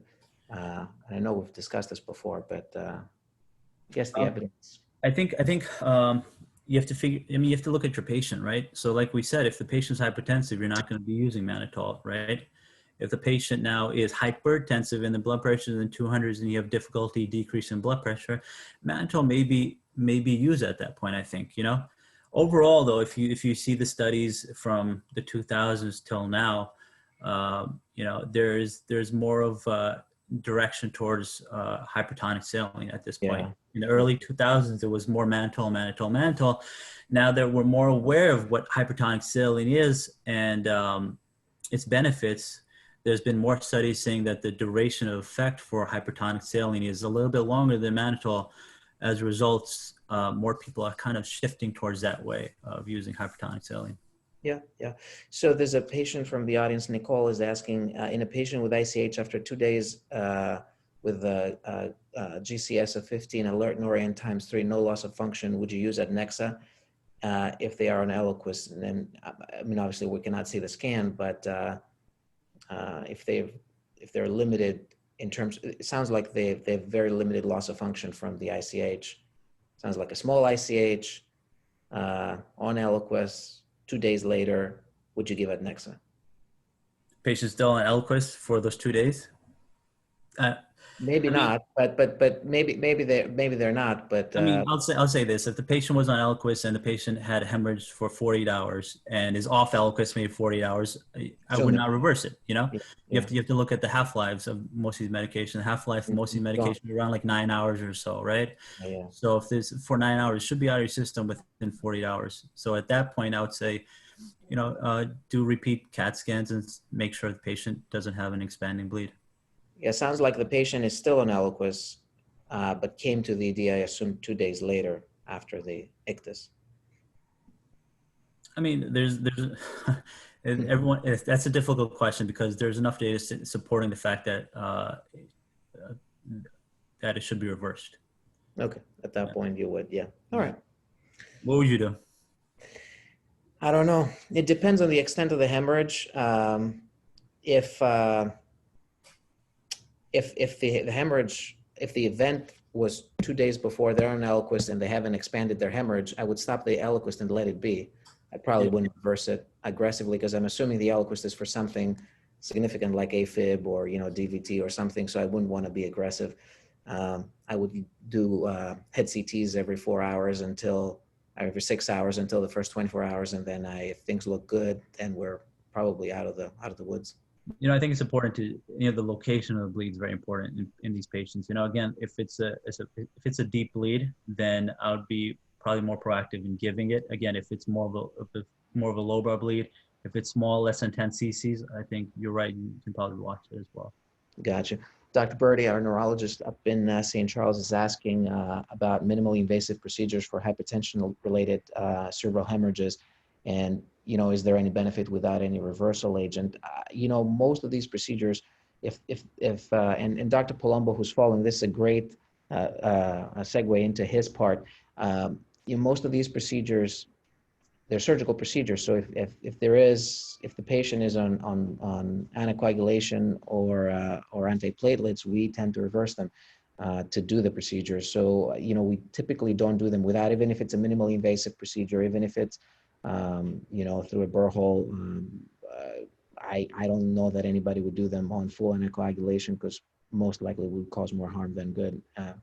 And I don't know, what do you think, Dr. Palumbo? Well, there's a section that's lecture I'm about to give about using anticoagulants in specifically using TPA as well within the clot. Yep. The outcomes, but they found that it's safe to do, but it provided no benefit in using a modified Rankin score. There was no benefit of using the anticoagulant with surgery, even if it was minimally invasive.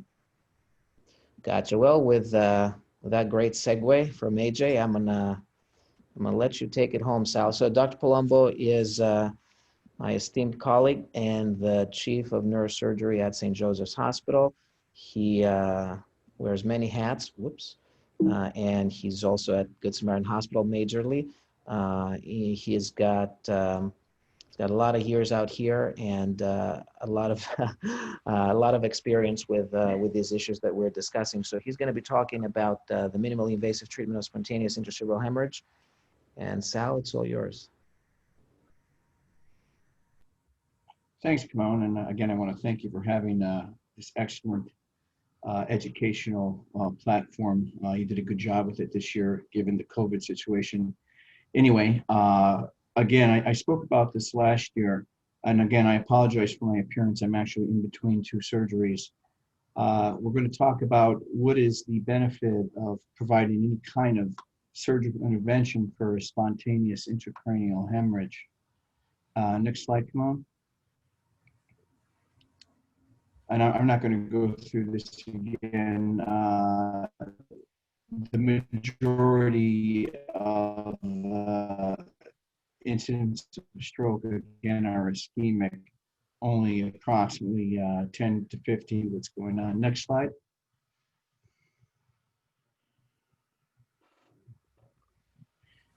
The picture you're seeing is a classic basal ganglia hemorrhage, and as you can see, there's some mild mass effect and some minimal midline shift, and these are the types of hemorrhage that come into question whether or not we're going to provide any benefit by providing a surgical decompression of that lesion. Next slide.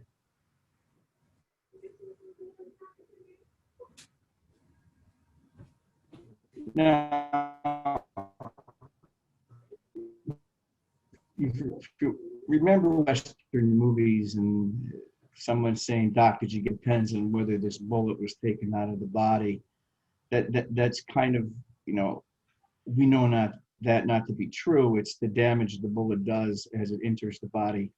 It's the same principle with an intracranial hemorrhage, and I'm sure most people in the audience understand that. But families want to ask, "Doc, can you get the blood clot out?" It's not so much taking the blood clot out, it's the damage the blood clot has already done during its generation. Standard training has been, we leave these alone. The example I like to give is because I'm Italian, I like to talk about food.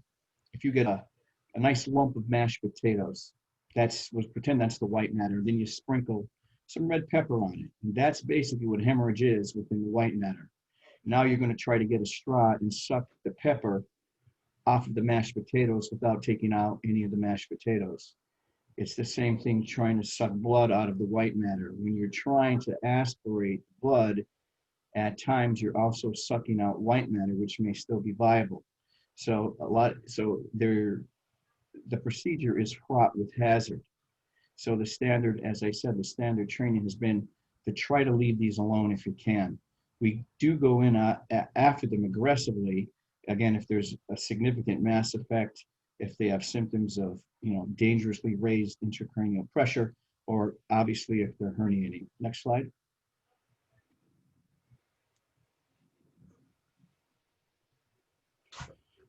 Now, over the past decade or so, there's been more investigation, mainly laboratory investigation, into the possibility of a secondary injury to the white matter from the blood clot itself. I'm not going to get into all the technicalities and the molecular physiology of this, but there's a theory that the blood itself is both cytotoxic as well as after 24 hours, free radicals are generated, which do even more damage to functional neurons in the periphery of the hemorrhage. Next slide.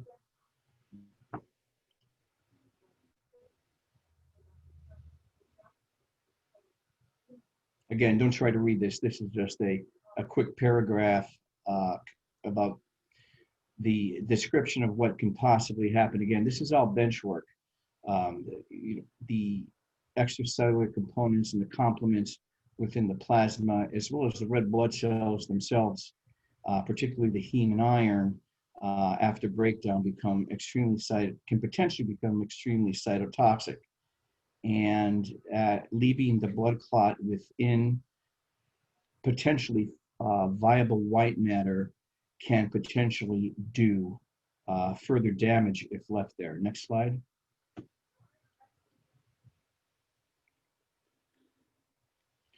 Again, the primary injury from the blood clot itself is just the anatomic disruption when that blood begins to rip and tear into the white matter. It rips the white matter tracts apart, and in the periphery, it's compressing and stretching white matter tracts. It's this blood clot now that they believe may be causing a secondary injury. And again, this is what spurns the need for further investigation as to whether or not we need to be more aggressive in removing the blood clot, even though we don't believe it's causing an intracranial pressure phenomenon. Next slide.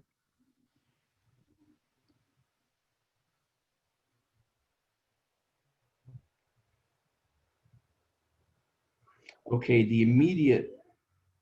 this is all secondary, even though it says immediate, this is immediate secondary injury. It's associated molecular proteins. They believe as soon as the injury happens, within minutes to hours, the nucleic acids and certain extracellular matrix components can begin causing cytotoxic effects on cell walls of surrounding neurons, particularly within the basal ganglia, where there's a high, dense population of neurons. After 24 hours is when your red blood cells begin to start to break down, which the hemoglobin and iron can potentially generate more free radicals, causing more cell damage. Next slide, please.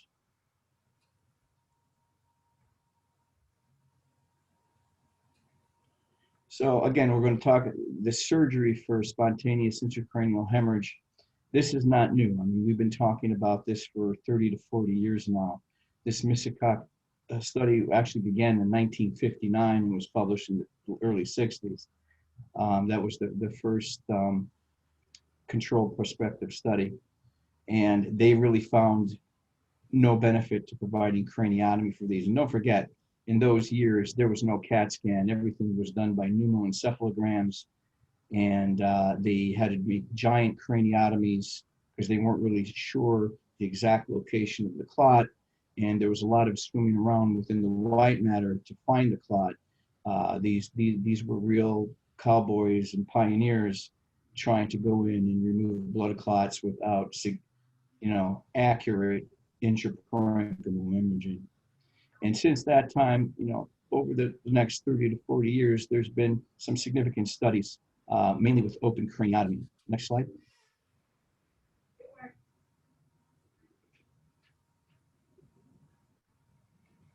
The first reasonable study was published in 2005 in the Lancet. And what it did was it looked at craniotomy for these potentially cytotoxic clots, and it compared it to just standard medical care. And you could see the criteria. There's over 1,000 patients. All clots had to be supratentorial and at least greater than 2 centimeters. Patients had to have at least a GCS of 5 or greater, and there had to be clinical equipoise. That's just simply that there's no foreseeable benefit to surgery, nor is there foreseeable benefit to further medical management.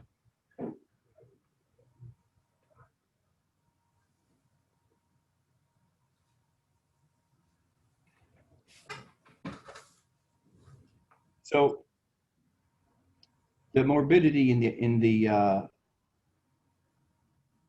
was looked at the extended Glasgow outcome scale, and the early surgery group was not significantly favorable to those. So Stitch 1 did not find that craniotomy provided any benefit as far as 1-year outcomes. And the mortality with each group was equivocal. Next slide.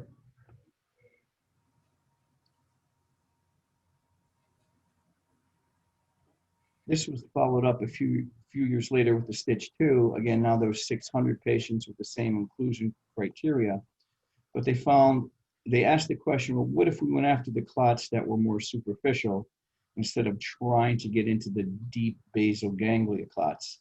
If we can get in there and do less white matter damage and not get into the basal ganglia, maybe there would be a difference with those patients.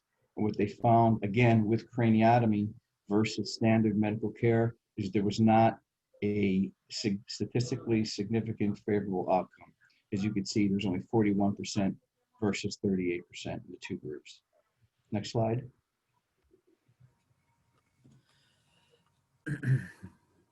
Obviously, these are blood clots that have to come out. These patients have significant mass effect, midline shift, and are likely herniating. So these are the types of bleeds that you really don't have a choice in. These are going emergently to surgery for open craniotomy, decompress as much of the blood clot as you can, likely if there's significant swelling.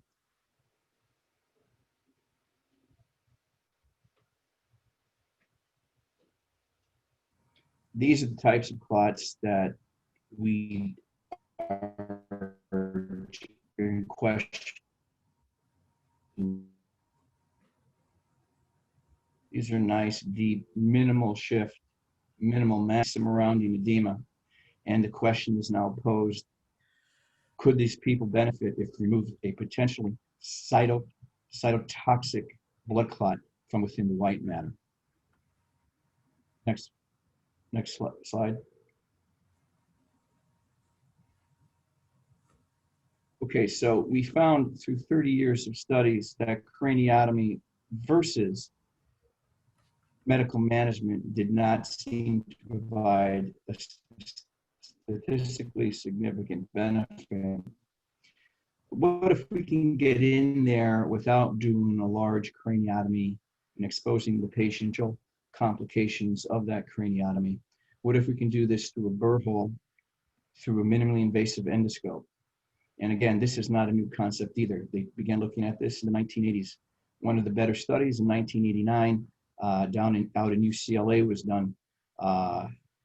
And they did find that there was improved outcomes with minimally invasive versus standard medical care.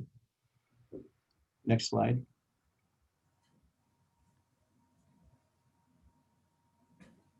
This is a standard endoscope used in the operating room.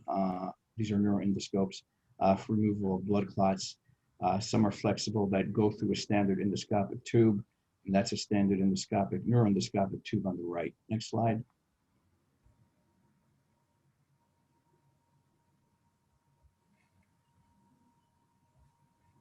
This is the Apollo Artemis that Good Samaritan Hospital has.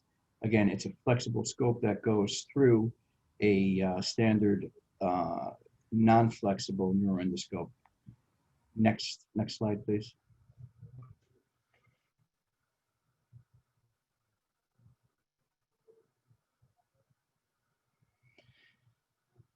Now, Zhao et al., he published the MISH study, minimally invasive surgical treatment for intracranial hemorrhage versus craniotomy. And what he wanted to do was see if MIST, or minimally invasive treatment, was any better than craniotomy. And what he found, if you look at the complications, is for most categories of complication, MIST had a statistically significant benefit over craniotomy. But what he didn't find was it was better than standard medical care. So at least he found that minimally invasive had less complications intra-hospital versus craniotomy. That was published in 2011. Next slide, please.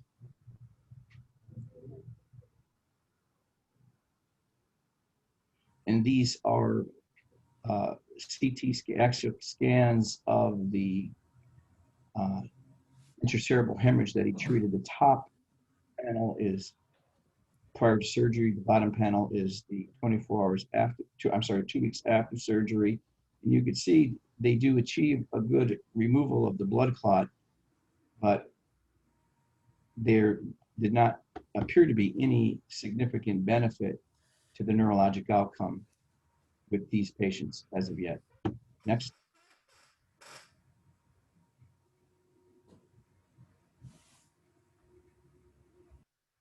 This is a study Vespa published in Stroke. He uses stereotactic CT scans rather than hand-guided endoscopic removal. Again, he showed an adequate removal of volume, the percentage of blood that was removed, and what was present both before and after the intervention. And all this study did was demonstrate that the surgery, CT-guided surgery, minimally invasive performed, is indeed effective for removing the blood clot. Next slide.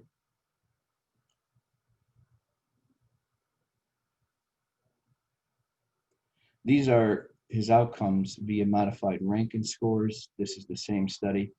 You could see that the lower Rankin scores, there is a higher number of lower scores, both at 3 months and all the way through 1 year. So there was some slight benefit to neurologic outcome when compared to standard medical treatment. So this is one of the first studies to find that minimally invasive removal of the blood clot indeed may provide a benefit over standard medical care. Next slide.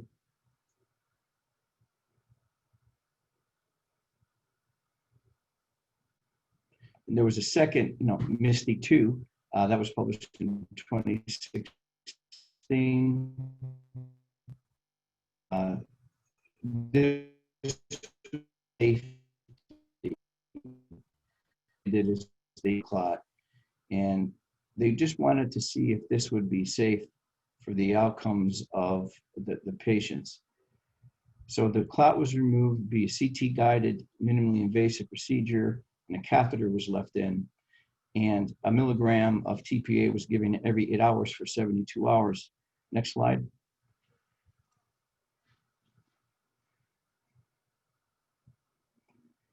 Again, the primary outcomes are all to verify that this would indeed be safe. And for the most part, mortality and morbidity were about the same. The infections were no significant difference, but there was a little bit higher bleeding in the group that received the TPA. However, none of it became symptomatic bleeding. Next.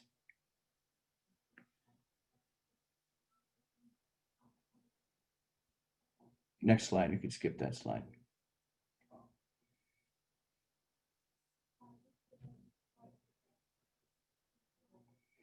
And in the Hanley study, which is, I believe that was 2016. I can't see when that was made. My panel is covering the number. Anyway, it was a MIS and TPA 2019. versus standard medical care. 2019, sorry. And they wanted to see whether or not that the outcome of these patients, minimally invasive intervention, leaving TPA behind, followed by 72 hours of TPA, provided any significant improvement in their modified Rankin scores. And at no point up to a year out was there any significant in their neurologic outcome. So what have we learned throughout these studies is we know that MIS is safer than craniotomy if we need to get in and remove a hematoma. But there are no real randomized prospective studies that demonstrate that removing the hematoma provides any significant improvement as compared to standard medical care. And that is, next slide, that's the end of the, that's my Italian family fighting for the stove. Thank you, Sal. So I mean, obviously you went through the evidence. That was a great presentation like last year. There's a lot of studies, as you said, none of them really definitively pushing one direction or the other, especially on the minimally invasive side. What's your personal practice when it comes to these clots? Do you, I guess, advocate for the minimally invasive approach, or you would follow kind of the standard surgical approach if needed? Well, if someone, again, I'm not aggressive with these, not yet anyway, until there's a little more data out there that supports being aggressive with, especially a big minimal clot. So unless someone has evidence of raised intracranial pressure, I kind of reserve open procedures unless I got to get in there and decompress a raised intracranial pressure problem or pending herniation. And the way I would do it would be an open procedure, not because I don't believe in the minimally invasive route. It's just that I'd rather get in there and see and take care of any bleeding while I'm there. Doing it endoscopically while in there, it's very difficult to visualize anything bleeding, and it's also difficult to take care of it. So if I'm going to get in there, I'm taking the bone flap off to decompress the hemisphere, as well as taking care of the blood clot and any bleeding. You cannot do that through a minimally invasive approach. Yeah, I agree with you. And, you know, I think these days we have the ability actually for surgeries to also be relatively minimally invasive. You know, when we remove blood clots, we don't make a big corticotomy, but rather a small one. And then through a keyhole approach, we can navigate and remove the clot. So the damage to the brain is limited. Now, the bony exposure might be large, and that's, you know, our thought process has to do with, you know, the possibility of swelling down the line. And if we leave the bone off, that's a, you know, completely different scenario. So I tend to agree with you 100%. Any other questions? Let's see. All right. Well, I hear none, so that's perfect. Sal, thank you so much. And with that, we will head into the break, guys, and we will reconvene in about 10 minutes or so. Sal, thank you. Good luck with your surgery. I'll put up the next slide. I think the next speaker is probably, is it me? Yeah, it's me. So we will talk about cerebral aneurysms now next at 2 o'clock or so. So short break. See you shortly. I didn't know you were there. I went into.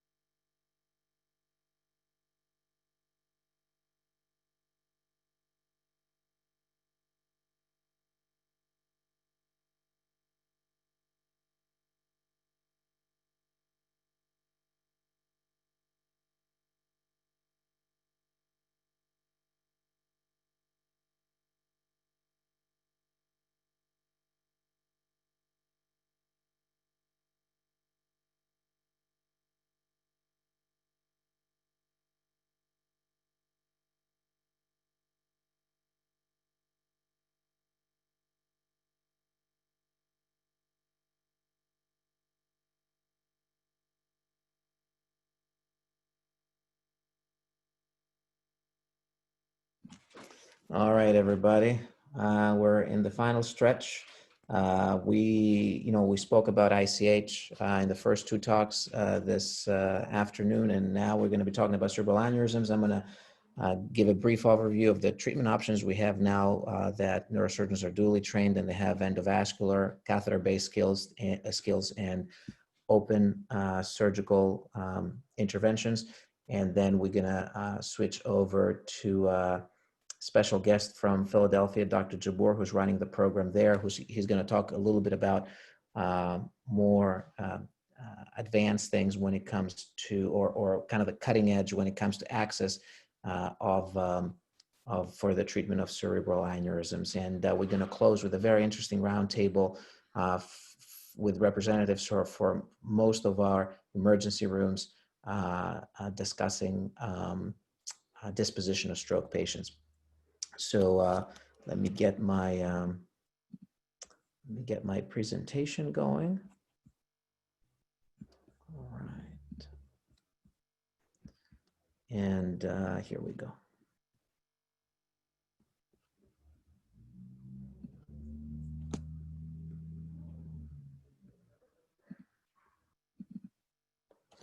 All right, as I said, I'm going to talk about the treatment of cerebral aneurysms in the era of duly trained neurosurgeons. So, in the past, we had kind of these turf wars between neurosurgeons, neurointerventionalists, and other people. Now most of these skill sets are in the same person. So that can provide definitely a more unbiased approach to what approach or what treatment is better. So these are my disclosures again, no commercial interest for what I'm going to talk about. So the goals of these presentations are to describe the national variations in the treatment of cerebral aneurysms, identify the different treatment options available, discuss the impact of duly trained neurosurgeons on outcomes, and describe decision aids for patients. As you can see, there's a common theme in our presentations from the Stroke and Brain Aneurysm Center of Long Island. We really want patients to participate in the decision-making. We don't want this to be a physician-led decision process, and we believe that the patients are getting better outcomes and definitely better satisfaction when we're allowing them to participate in the decision-making process. So at the crux of this talk is the variation that we see across the board, across the United States in terms of treatment of brain aneurysms. So why can we really all not agree in the appropriate treatment? And that comes down to interventional or surgical treatment of diseases. And if you look at these various diseases here, and these are outside of the realm of neurosurgery, stroke, or brain aneurysms, but you see the variability of surgical interventions across the nation. This is data from the Dartmouth Atlas from our work there. And you see that there's a tremendous variation in how people do stuff. The reason for that is obviously the fact that different people have different preferences, different training, different understanding, but definitely right now there's a changing landscape, and that changing landscape is twofold. One, we have less invasive treatment options. Surgery, open surgery is not necessarily the only way to go about things, but also now we know a lot more about data. So there's variation, but now we have data, we have benchmarking, and so there's a push to achieve more uniform approaches to treatment. Now, as I said, we know a lot more about data. Now, surgeons, patients, payers, we all know about the new emphasis on measuring and reporting. And so now we're shifting from authority, meaning the surgeons do whatever they want. Some surgeons do one thing, some surgeons do another thing. You have a lot of variability, to accountability. Now, whatever you do is benchmarked, is part of a registry, is part of some sort of way to understand the reason why you do something. So now we're moving into that direction. So what are the treatment options for cerebral aneurysms? There's two treatment options. One is an open treatment known as cerebral aneurysm clipping, which means that we perform a craniotomy. We put a clip at the neck of the aneurysm, like so. And the other option is endovascular treatment options. Now, coiling is one example, but there's a ton of endovascular treatment options. That means we're going through the groin, we navigate our catheters and wires, We fill the aneurysms up either with platinum coils or with other devices, or we place stents that divert the flow away from the aneurysms to allow the aneurysms to eventually clot off. And how do we decide between the two options? Where really randomized control trials inform change. And we studied that, and we saw that over time, especially as the results of international trials came about in terms of clipping versus coiling, we saw this change in the percentage of clipping and coiling across the United States. Clipping started as a lot more popular, and then it obviously changed. But even up till this day, there's still some patients getting clipped and some patients receiving coiling. By coiling, I mean endovascular treatment. So this does not necessarily mean this particular type of treatment. It's just because coiling is a very prevalent term in the brain aneurysm world. I'm just using it as a placeholder for endovascular treatment. Now, looking at the entire country, this is from work from my group with the Dartmouth Atlas. You can see for unruptured aneurysms, for example, on the left-hand side, you have some places coiling 98% of those aneurysms, and other places coiling only 35% of those aneurysms. And for ruptured aneurysms, same thing. Some places are close to 100%, some places are down to 36%. And why do these practices differ? As I mentioned, training is one possibility. Different training, different practice. There's limited diffusion of innovation, meaning some areas coiling, maybe endovascular treatments have not made it as aggressively. There's market dynamics, meaning the neurologists, neurosurgeons, radiologists, interventionalists, and how they interact can also have an impact on outcomes. And lastly, patient preferences, and I think that's probably the least when it comes to these decisions. Although we want it to be at the forefront, it ends up being the least. If somebody is not trained as an interventionalist, they're going to clip the aneurysm, so it doesn't really matter what the patient preferences are. I'm going to show you a couple of examples of these interventions. So this is a patient with a large aneurysm. You can see kind of the flow pattern, or the contrast line there from the aneurysm. The flow dynamics do not allow the contrast to wash out readily, so there's stagnation in there. So very large aneurysm. So what coiling really is, as we discussed, going in through the groin, navigating this tiny tube into the aneurysm and filling this massive bleb of blood with platinum coils. And in this particular case, what that does is it blocks the flow in the aneurysm and clots it off, and then there is no risk of hemorrhage afterwards. So this particular patient presented with double vision because the movement of the eye in the area where that aneurysm was affected because of the size of the aneurysm was compressing those nerves. By coiling the aneurysm, the pulsation stopped and her symptoms immediately resolved. Now, as I said, one option, straight up coiling. You just put the catheter in the aneurysm, fill it up with platinum coils. We have more options. What if the aneurysm neck is too wide, does not allow for the coils to stay in place? Now then we have stents where we can use them. For example, this very complex aneurysm with a sister dome, we can coil this aneurysm by placing a stent in the neck of it so that if we only put coils in, there would be a blockage of the side branch and we would give the patient a stroke. So instead, we're able to place coils in both branches of, this is an anterior communicating artery aneurysm, so both branches of the ACA or the ipsilateral contralateral ACA, and eventually coil the aneurysm. You can see here the CT where the two stents are one inside the other, so both branches received it, and the coils have a lot of artifact. That's why you see them appearing this way. The other option is flow diversion, meaning we divert the flow of the blood away from the aneurysm, allowing the aneurysm to progressively clot off and heal, and eventually the body creates a ledge to completely seal off the aneurysm and cure the aneurysm. This is one of the few endovascular treatment options that we have that's actually curative for brain aneurysms. So this is, for example, an aneurysm here, fairly large. I'm sure everybody can see it. This is after we place a flow diverting stent. So really the aneurysm is gone, and it doesn't happen automatically. It takes about 6 months for this process to happen, but that's the final result that you want to see. And you take this patient from a very large risk of hemorrhage and a possible catastrophic outcome to aneurysm free and cured. Clipping is the other option, as we discussed, the open surgical option. And clipping involves a similar situation such as this. This is from one of our patients where, you place a clip at the neck of the aneurysm and completely obliterate the aneurysm. Obviously, it's a craniotomy, it's an open procedure, comes with the risks and the possible complications associated with that. Now, we also have combined approaches. Combined approaches means that, we not only, now that we have the ability to have advanced endovascular treatments, we can use other access sites. And Dr. Jabbour, when he joins, he's going to talk a little bit about about the new approaches, and he's going to talk a little bit about the radial approaches. But combined approaches, I mean, either going through the neck with an open exposure, in this case, carotid artery, and stent coiling of an aneurysm, or forget that, or other approaches into the vertebral artery, or any cut down that you can imagine so that you minimize the possibility of opening the head to do the procedure.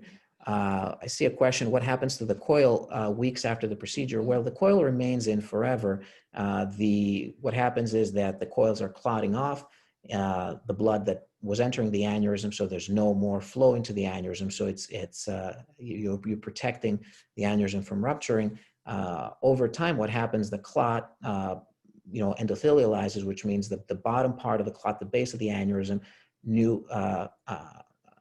new tissue is formed and hopefully will seal off the aneurysm. That does not always happen, but that is the expectation, but the coils remain in place. Thank you, Michelle. So what happens with outcomes, right? So we discussed why there is surgical variation out there. Why do people do different things? Why do more people clip? Why do people do more endovascular treatment options? There's this reason of why this happens, but the important thing is, what are the outcomes? Meaning, we want to benchmark the outcomes so that every patient has potentially a good outcome every single time, regardless of our biases and our thought processes. As I said, the significant regional variation in resource utilization, coiling, clipping, and intracycler devices, flow diversion, you name it. And the other question is, do randomized control trials really correlate with real world practice? And we have no studies on unruptured aneurysms, but the studies that we have on ruptured aneurysms, we saw a trend obviously more into endovascular procedures. Now, we looked at registry data to try to identify if clipping and coiling have differences in outcomes across the board. And, this is a very busy slide, but I want to draw your attention to the bottom analysis that really controls for unmeasured confounding, which is kind of factors that we cannot really account for in a non-randomized setting. And what really that demonstrated was that, for unruptured aneurysms, we saw no difference in mortality in 1 year and 30 days. But when it comes to, for example, rehabilitation, and this is what we're looking at, there was an increased risk or chance of going to rehab when you had clipping of your cerebral aneurysm. There's another question from Gail. Can aneurysms rupture with coils in situ? The answer is yes. If the coiling is not adequate, if the aneurysm is not fully protected, or if the aneurysm is fully protected, but over time the coils get pushed in and there's a recurrence of the aneurysm, there can definitely be a rupture. That's why we follow these patients after treatment, at 6 months and 1 year with invasive angiograms. And after that, if we have established that the aneurysm has not recurred, every year with MRAs, and most places also a late angiogram at 5 years to ensure that the coil mass has not compacted and allowed the blood to flow in there. This is the image that corresponds to the data I showed you before. So you really don't see much difference when it comes to mortality, so to speak, but when it comes to functional outcomes such as rehabilitation, folks that are getting clipped are more likely to end up in rehabilitation. Now, another important factor that we need to consider when it comes to outcomes is surgeon expertise, right? And volume definitely correlates with mortality, both when it comes to coiling and clipping. So, folks that did over 20 coils per year and folks that did over 10 clips per year had pretty much the lowest mortality. And then whatever you added to that number really didn't affect mortality. This, again, registry data from our group. Important message here is obviously, do as many as you can. But, the bottom line is experience really does affect outcomes. Also, being in a center of excellence affects outcomes. Same thing here, very busy slide, but the bottom line is, this was for stroke centers and we looked at outcomes. If you're in a primary comprehensive stroke center, obviously the chance of a better outcome is higher, and that's why we're advocating for the treatment of these patients in comprehensive stroke centers, and you see also the survival benefit of that. Are there medical treatment for brain aneurysms? Not really. So up till this day, we've tried a lot of different things, aspirin, statins, whatever we thought that could affect inflammation, minimize the risk of enlargement of brain aneurysm or rupture, and none of them were really have been effective. There have been some randomized trials here and there that are advocating maybe for aspirin, maybe for statins. We did a very large analysis of Medicare data looking at prospectively. Obviously, the data were in a registry format, but we prospectively followed these patients, and we saw that there was no correlation in the folks that were on statin. There was no protective effect when it came to the risk of brain aneurysm rupture. And so having all these different outcomes, on the population, a real question that arises is, can we predict what outcome is going to happen to each individual patient? The answer is obviously no, but can we provide data to the patient so that they can make a more informed decision about what the best approach is when it comes to this particular question, endovascular treatment for their aneurysm or open treatment for their aneurysm? And the way to do that hinges upon large data sets, the ability to validate our predictive models, and facilitate shared decision making. So again, this is us harnessing the power of large data sets to answer questions for the individual and help with the decision making in a really complex problem. So these are some studies that we did in the past where we were trying to really create these predictive models for outcomes of endovascular treatments or open surgical approaches. And these are, as I said, based on data from claims registries. But I guess the holy grail is something like this. This is the quality and outcomes database that's been generated by Organized Neurosurgery. And we don't have a lot of data yet, but there is a cerebrovascular module, and hopefully in the future, based on these more granular on this more granular data points, we would be able to make more accurate predictions. But let me show you what we did with what we had so far. So here's what you really want to do when it comes to decision in an area where there is maybe some variation and maybe some different thought process. You want to understand the patient needs, you want to offer them decision support, and then assess the quality of that decision and then move on to the treatment. Obviously, we want to help the patient make the right decision. Not every decision has equipoise, and we want to make sure that decisions where there can be a different approach, those are the ones where you really offer these decision tools to your patients. For example, a young patient with a cerebral aneurysm that needs treatment, endovascular versus clipping can be, for some people, controversial. So these are the tools that we can use to help identify what goes on. And as a part of that process, we've launched this study on option grids, which are decision-making tools. A lot of our patients are participating in this study, especially when they're making a decision on aneurysm treatment. And the goal is obviously to improve shared decision-making. So we're grading the extent of the shared decision-making, and option grids was something that was pioneered in the UK and through Dartmouth, and we were able to also implement it here. So in conclusion, the question of endovascular versus open treatment is not a relevant question anymore, since most of the people offering these treatments are dually trained and can offer both treatment options here in Suffolk County. Good Samaritan Hospital is the only one with dually trained endovascular neurosurgeons. Let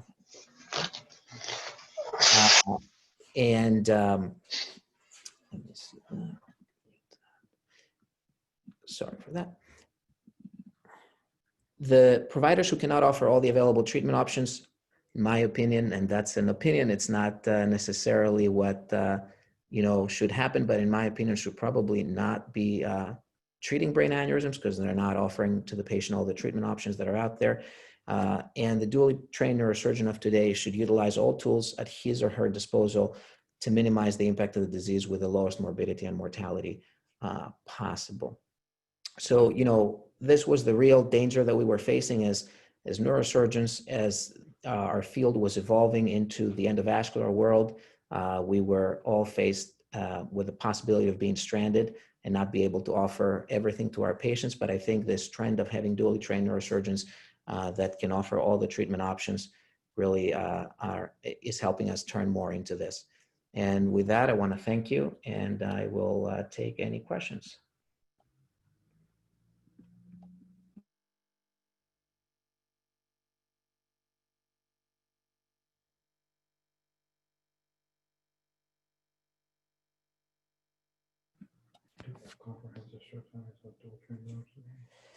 Yeah, no, I see a question about whether all comprehensive stroke centers have dually trained neurosurgeons.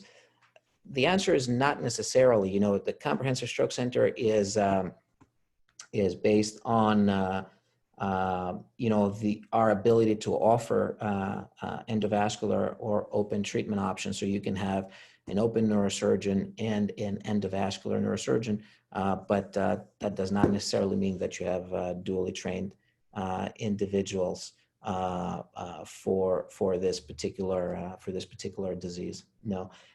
Now it's obviously a lot of what I said is opinion here, but and take it with a grain of salt. But we do believe that if you have the ability to offer every single treatment option when you're asked about your opinion, that reflects your entire skill set versus being a hammer and seeing everything as a nail.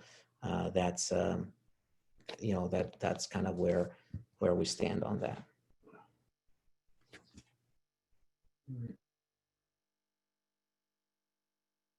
And AJ, thank you for your comment. And I will, let me see. I saw Dr. Jabbour signing in, but then he left us. Let me make sure he's signing on again. Just 2 seconds.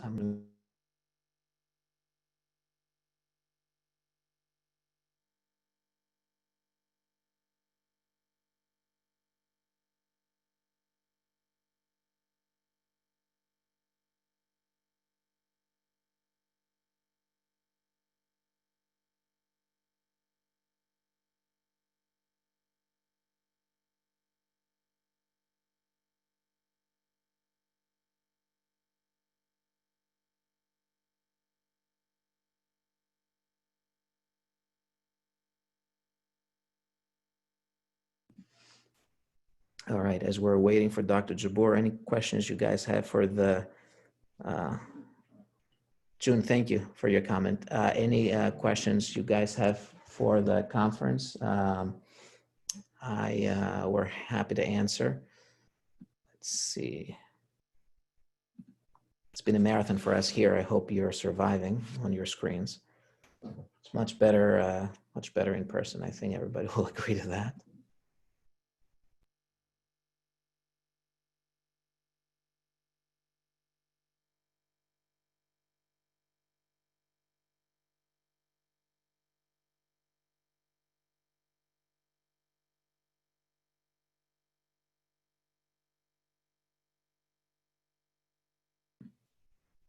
So AJ is asking about the possibility of using glue to treat brain aneurysm. So what we call onyx or some other type of glue. These are endovascular tools that we have.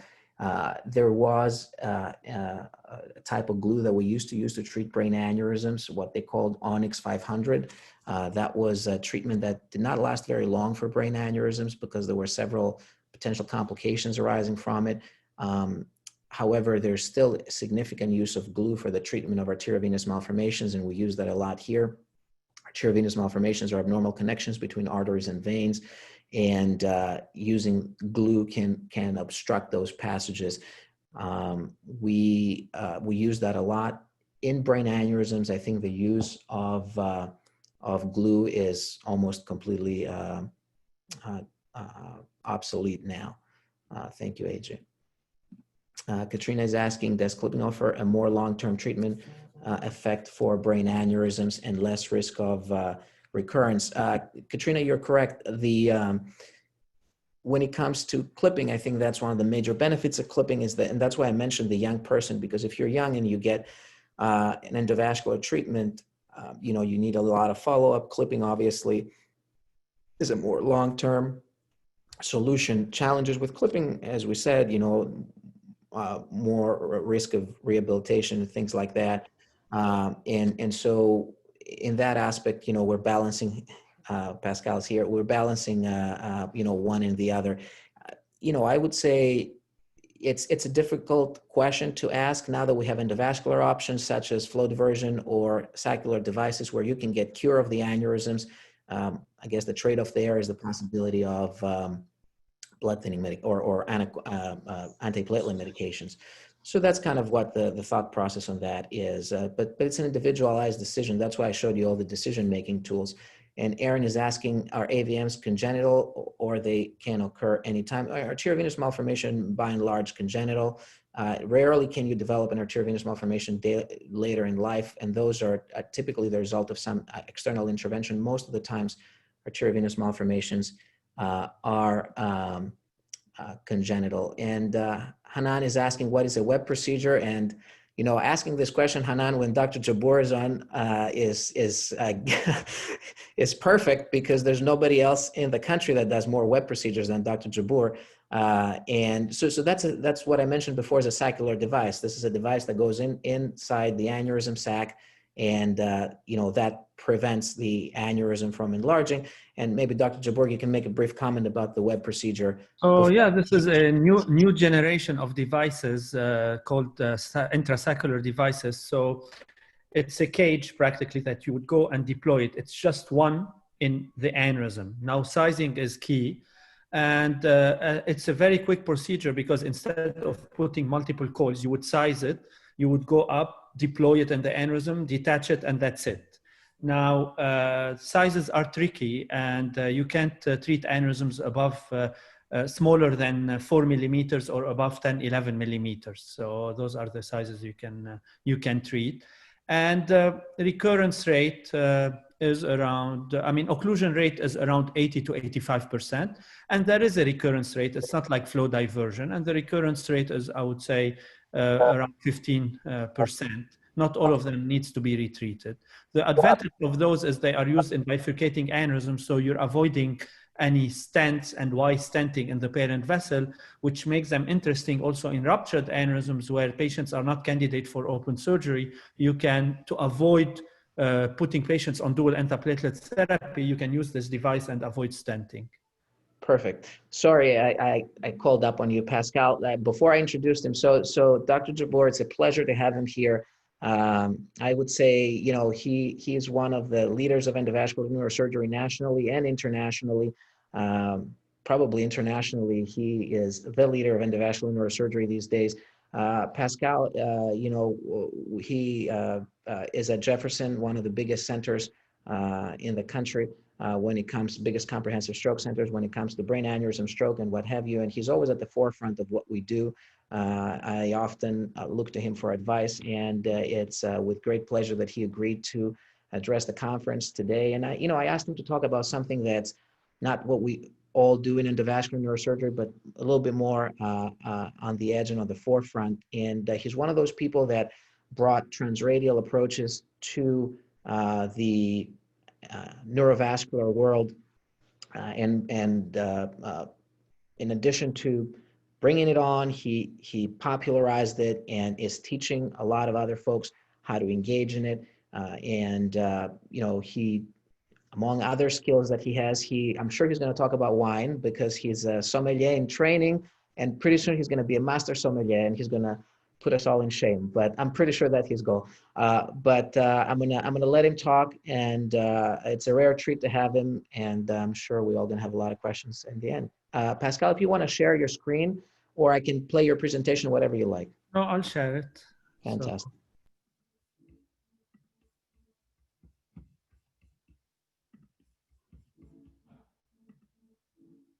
Can you guys see it? Yes, sorry, I was muted. Okay, great. All right, thank you very much. It's a great honor and pleasure for me to be giving this lecture today. We are all at Jefferson proud of you, Kimon, and proud of Simeon, your partner. You both are Jeffersonians.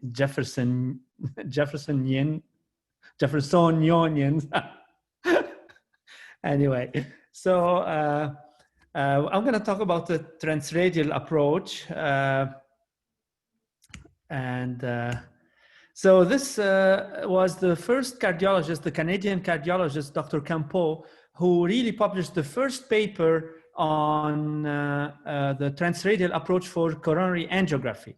And this was his series. And then the conclusion was that it is a safe approach. And despite the fact that we see some radial artery occlusions, but a lot of times, the majority of the times they are asymptomatic.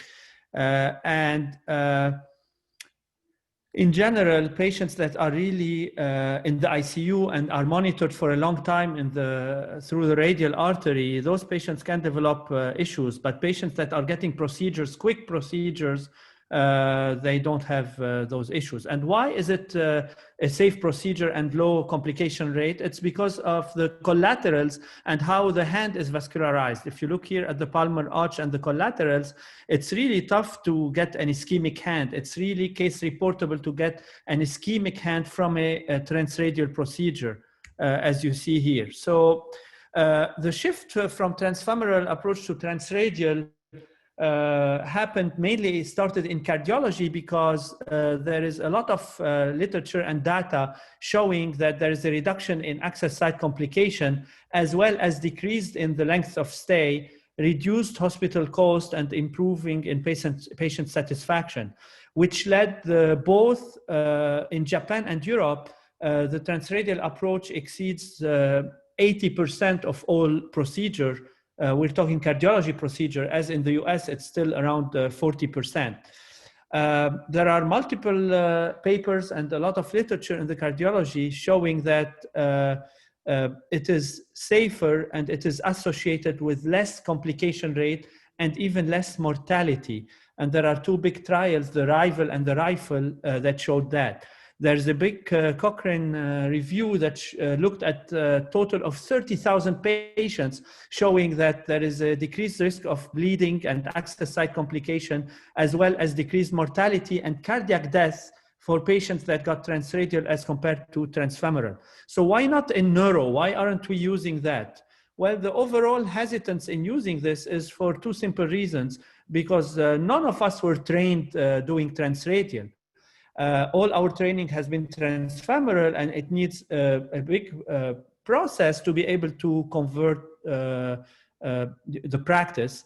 And there is a perceived difficulty in navigating to the cerebrovascular arteries from the radial artery, which I'll show you later on that it's not as difficult as we think. So it's all about learning curves, and we know that there is an improvement in the procedural efficacy when we start doing cases consecutively. So in 2016, actually, we published a paper, and instead of thinking outside the box, it was thinking outside the groin.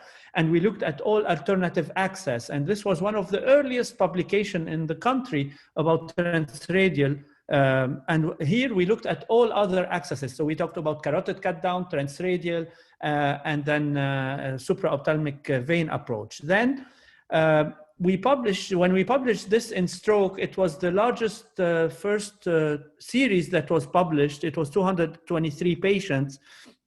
And what's interesting is we looked at patient satisfaction. No one had previously looked at that. And we looked at patients that had previous transfemoral procedures, and we asked them, And then they had a transradial procedure, and we asked them to compare. And we had all those patients where across the board, as you see, 90 to 100%, they all prefer transradial compared to transfemoral. They all would like their future procedure to be done transradial. Now let's talk a little bit about complications of transfemoral. This is a recent paper we published in Operative Neurosurgery looking at transfemoral approach and the complications in transfemoral approach. This showing that all the complications that you could have, from dissection to pseudoaneurysm to retroperitoneal hematoma to arteriovenous fistula. And if we looked at all randomized controlled trial of any neuroendovascular procedure, we see that the total incidence of transfemoral complication is around 5.1%. So here I'm talking about adopting a new technology. So to be able to adopt a new technology and switch your practice, the team needs to follow a protocol, and it shouldn't be every day is a different day, or we're trying to reinvent the wheel. Whoever is asking for a change needs really to invest. So I can't come one day, show up to INR and say, okay, guys, we're doing transradial and all right, goodbye. Call me once the patient is prepped and draped. It doesn't work like that. At the beginning, you need to invest, you need to educate everyone, and you need to really struggle at the beginning to find the best practices, because it's all, we discovered this together. Yeah? There were 4 or 5 people in the country. We were in contact all the time to try to figure out what's the best practices for that. As I said, it won't go autopilot from the beginning, so you need to be able and be willing to invest time with that. Very important to acknowledge our failures. It's by acknowledging our early failures that we were able to really develop new techniques and new practices. And always when you're asking for extra time and extra work from your team, very important to really give positive reinforcement and acknowledge that. You need to do 50 to 100 consecutive TRA to really start feeling comfortable. And I repeat, consecutive TRA. You cannot say, all right, I'm gonna pick and choose. No, your team and yourself, you won't be able to be proficient in it if you don't do consecutive, and you need to push yourself to do that. So at the beginning, the INR techs, the fellows, the nurses, they will hate you at the beginning because it's something new, it's all messy and everything. But then the PACU and the NICU nurses, they would love you. So this is when you first start. So you will be encouraged when you go to PACU and all the nurses are smiling and happy because you know what? Your angiogram is going home an hour after the procedure instead of staying 4 hours and flat and checking the groin, etc. The patients and the families will love you. And after you figure out the protocols, the positioning, the catheters, everything, it really makes sense. And then one question I always ask everyone in the room at the beginning when they were infused to it, I would say, if you have to have an angiogram, would you want femoral or radial? Even the people that don't like radial would answer, I guess for me, I would like radial more than femoral. So you need to figure out multiple things, and as simple as positioning, sheath, catheters, anesthesia, cases not to do at the beginning, complication management, and you need to convince the administrator that it makes sense financially, because at the end of the day, this is what counts. If you're gonna bring all the innovation to your hospital and it doesn't make sense financially for the hospital, they're gonna be working against you. So first of all, you're gonna ask you, how much are you saving if you're gonna switch to transradial? Well, there are a lot of opportunities for saving. First of all, the closure devices. Those inflatable wristbands are very cheap as compared to the closure devices. Time in PACU, as you know, 1 hour versus 4 hours. Wasting the time to apply pressure. A lot of times you need to apply pressure. So this is people that are going and spending half an hour applying pressure. The cost of CT abdomen and pelvis, you know, when you do an angiogram, if they call you and say, oh, the patient is tachycardic, oh, the patient had a syncopal event, you're gonna right away get a CAT scan abdomen pelvis. Why? Because you cannot see the retroperitoneum. Serial H&Hs, vascular consults, cost of complications, cost of DVT for delayed ambulation, return visit to the ER with groin pain, lump, etc. So it's a lot. So let's start with setting up. It's very important to know how to position the patient because this makes a big difference. When we first started, it was the arm that's abducted all the way and the catheters that are bridging and the blood is on the floor, and this is very messy and your team doesn't want that. So as you see here, you need to elevate the arm, and you need to have the wrist elevated all the way. You need to build a platform, and the hand is adducted all the way to the side of the body. And then when you look, you're gonna have wrist, groin, groin, all at the same level. You don't want the arm like this all the way out like that. And so once you place, you're gonna place your sheath, you're gonna give a cocktail, and this is 3 to 5 milligrams of cardine, 200 micrograms of nitro, and 2,000 units of heparin IA in the sheath. And this is to avoid any thrombosis. This is to avoid any spasm. Catheters used, if you do a diagnostic angiogram, the SIM2, or it's called SIM Select Penumbra. There are a lot of other SIMs. The Terumo SIM is a short, it's 100 centimeter and it's very flimsy. That's why my favorite is the Penumbra SIM Select. It can be 120 or 130. There's the Cook SIM. I wouldn't recommend to use it because it's very stiff and traumatic. Sometimes I would use the SIM3 to be able to get into the left vert. It's a longer catheter.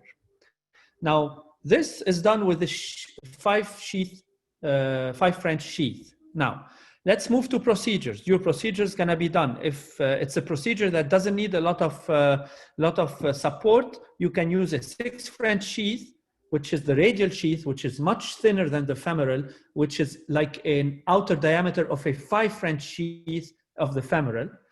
And then you would use either a benchmark or 6 Envoy or a 58 Navion, whatever catheter you want to use.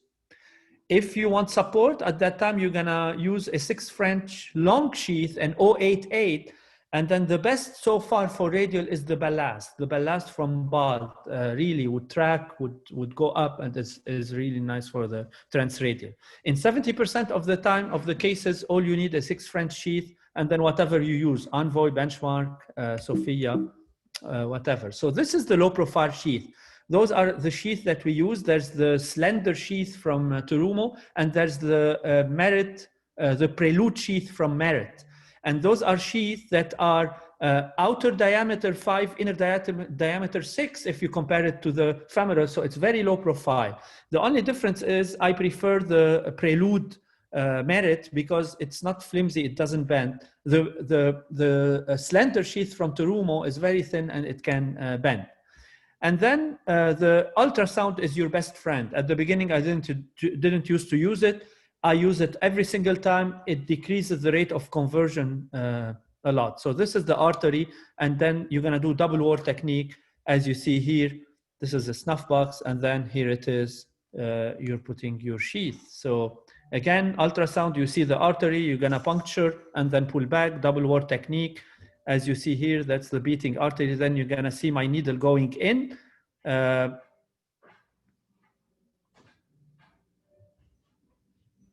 Here it is.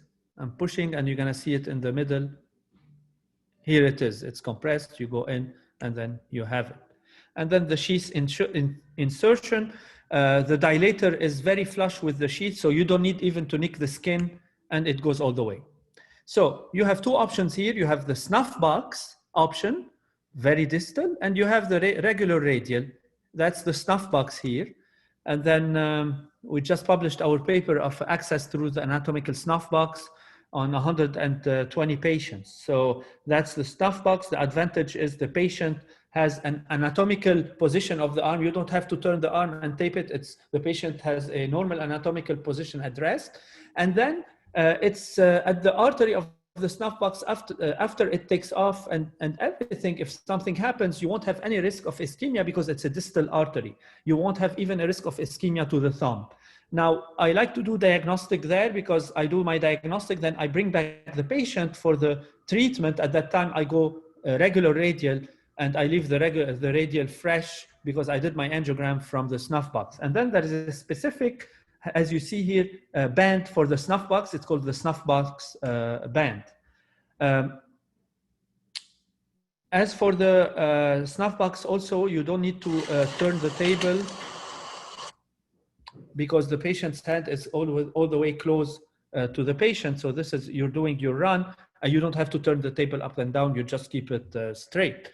We talked about that. That's the snuff box, and that's the overview. So this is where we're gonna put our ultrasound. This is where we're gonna look for it. This is how I used to puncture. Now no more. I use just the prelude sheath, whatever comes with it. Here it is. I'm puncturing the snuff box artery and then going in. And this is when I used to use, when I first started the regular sheath, I used to dilate up with a micropuncture kit. I don't do this. Long time ago, we stopped doing that. All we do is just the kit that comes with the sheath, with the Merit. And that's the snuff box band. You're gonna remove it, inflate it, let it bleed a little bit, then re-inflate to avoid over inflation. That's the SIM2 catheter that we use. And then if we do radial, that's the radial band technique. You're gonna put the radial band at the end. You're gonna pull the sheath and then you're gonna inflate until you don't see any bleeding anymore. Then you're gonna deflate to let it bleed a little bit. Then you're gonna inflate a little bit. This is to avoid overinflation that's associated with delayed radial artery thrombosis. So as you see here, no bleeding. Then I'm gonna deflate until I see some bleeding. Look here, I'm deflating. Here it is, some bleeding. Then I inflate a little bit again. This is, we're avoiding that. So after so many angiograms, I stopped prepping the groin. So because our conversion rate with angiogram is close to 0. For procedures, I still prep the groin. For strokes, definitely I prep the groin because we don't want to waste time. But for angiograms, all I do is I just put those 2 holes where the groin is in case I want to do anything, but I don't shave, I don't prep or anything. Techniques of shaping the Simmons, that's the Simmons being shaped. As you see here, you go in, you remove your wire, you're gonna give it a push, and then you shape it here in the descending aorta. Another way of shaping it is to shape it in the ascending aorta. Or you can bounce your wire at the aortic valve and follow with the sim all the way up. So you have multiple ways of shaping your sim to be able to do that. Moving to another vessel, you keep your sim. This is, I was on the left, I kept the shape, then I came to the right. So it's very important to do that. Here again, I finished the right, I pulled, and then I'm gonna twist and push, and I keep the shape, and then I go to my other catheter because you don't want to reshape every single time. Again, another one showing how I'm pulling, I'm shaping, I'm coming up. Moving from right to left, I'm puffing, puffing, puffing, moving to the left, and then it will jump to the left side. Now I'm on the left side, and then I'm gonna pull up. Left vert, that's a left vert. I'm gonna go all the way, here it is, and then I'm gonna give a lot of wire, and then it's gonna follow. Again, some people say, well, you cannot get left vert. Yes, you can. Sometimes with a wire, sometimes without. And then sometimes, a lot of times you need the SIM3. Left ICA, you need a lot of wire because sometimes it tends to herniate, as you see here. This is the Simmons 2 going from to the left ICA. Here's my wire. You have wire high up, and here it is. Hooking the left, then twisting. This is very important here. You need to have a stable position hugging the angle. So as you see here, I am engaged on the left, but I have this weird shape here. So I need to twist it, and I need to know which direction. So you need to start and doing it, and then reduce it. So as you see here, I'm gonna twist, twist. Here it is. Now I'm gonna pull back, and now I'm reduced, I'm hugging. Otherwise, it's gonna kick you down. Same thing, you need to reduce the loop. It's gonna kick you down. So you're gonna pull back, and then here it is. The loop is reduced. This is another technique of hooking the left vert without any wire. So I'm gonna pull back, I'm gonna twist, and then pull back, and here it is. I'm in the vert without the wire. Left vert, sometimes it's challenging. You see here this angle, but you need to go with the wire. As you see here, on the left side really high, and you are able to get the left vert. Don't forget your old catheters. Sometimes regular Bernstein will bail you out if it's difficult to go on the left. As you see here, I came in with a Bernstein, I hooked the left common, and then I pushed my wire, and here it is. I was able to do it with the Bernstein. Bovine arch, when you have a bovine arch, you don't have, that's the easiest. You don't have to do anything. You go with the wire, it slides in directly to the left. Pulling out is important. You can never pull out if you're already shaped. It's very important. You need to straighten it, then pull out.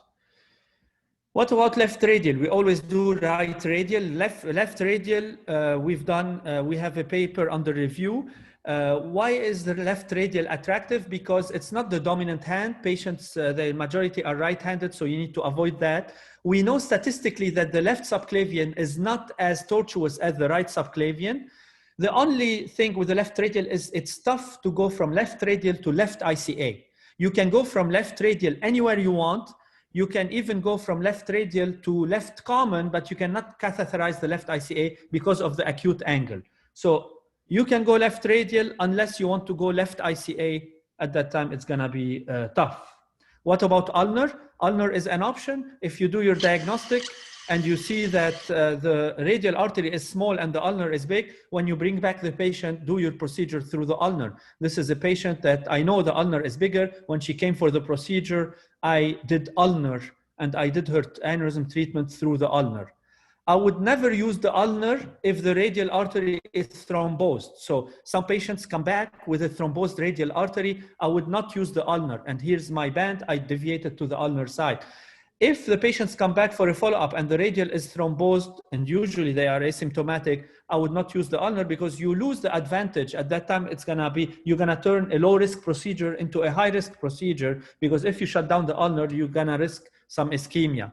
If you have a radial artery occlusion, go to the other side, to the left side. What about intra-op angiogram?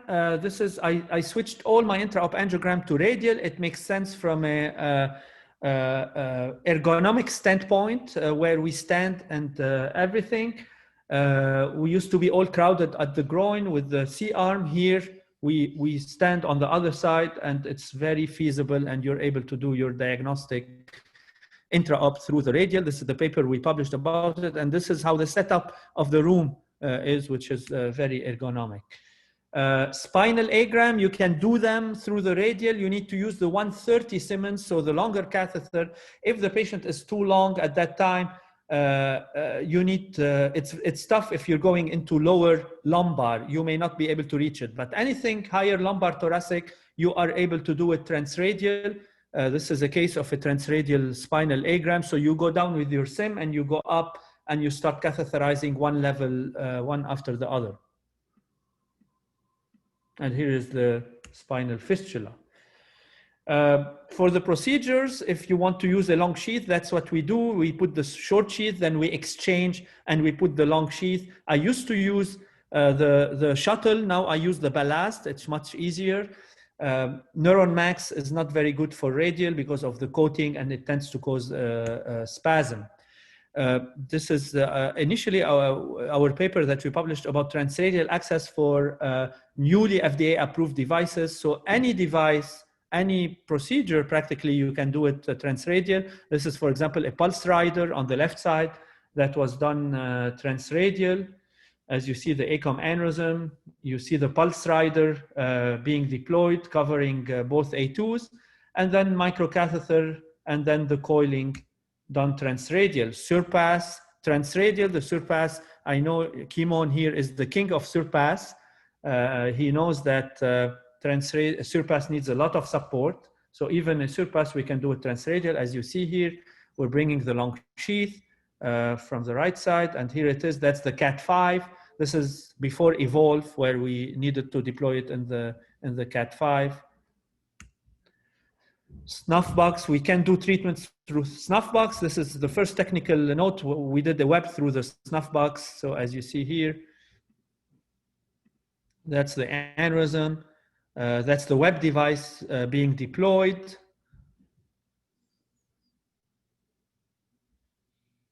That's the status of contrast. Transradial for flow diversion. We do all our flow diversion through transradial. This is a paper that we published, and then we did a big series, which is a collaboration with a lot of centers in the country about flow diversion with transradial. I'm gonna go quickly through those for the sake of time. Stroke. Definitely, stroke is the procedure to do transradial. It's not the first procedure to do, so you need to be very comfortable with your procedure, doing elective procedures before switching to transradial for stroke, because you cannot afford wasting time. Once you are comfortable with your regular procedures, elective procedures, at that time, I would switch to stroke transradial. I would start first for everything except left ICA. This is at the beginning, the left ICA territory has the highest conversion rate, and you don't want to have a conversion rate during a stroke because every minute counts.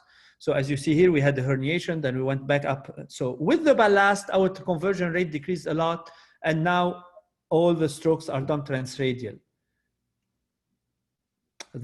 We have two papers. There's a paper now coming up in Journal of Neurosurgery about stroke and transradial. We showed that it's not more time, it's not more fluoro time, it's not more radiation exposure, it's not more contrast. So it's equivalent to transfemoral for stroke, and those are the cases. So it really makes sense for stroke because those patients, the majority of them had IVTPA. So it means they have a high risk of retroperitoneal hematoma. Those patients also, they have a lot of atherosclerotic disease in the femoral artery. We know that atherosclerotic disease would go to the lower extremities more than the upper extremities.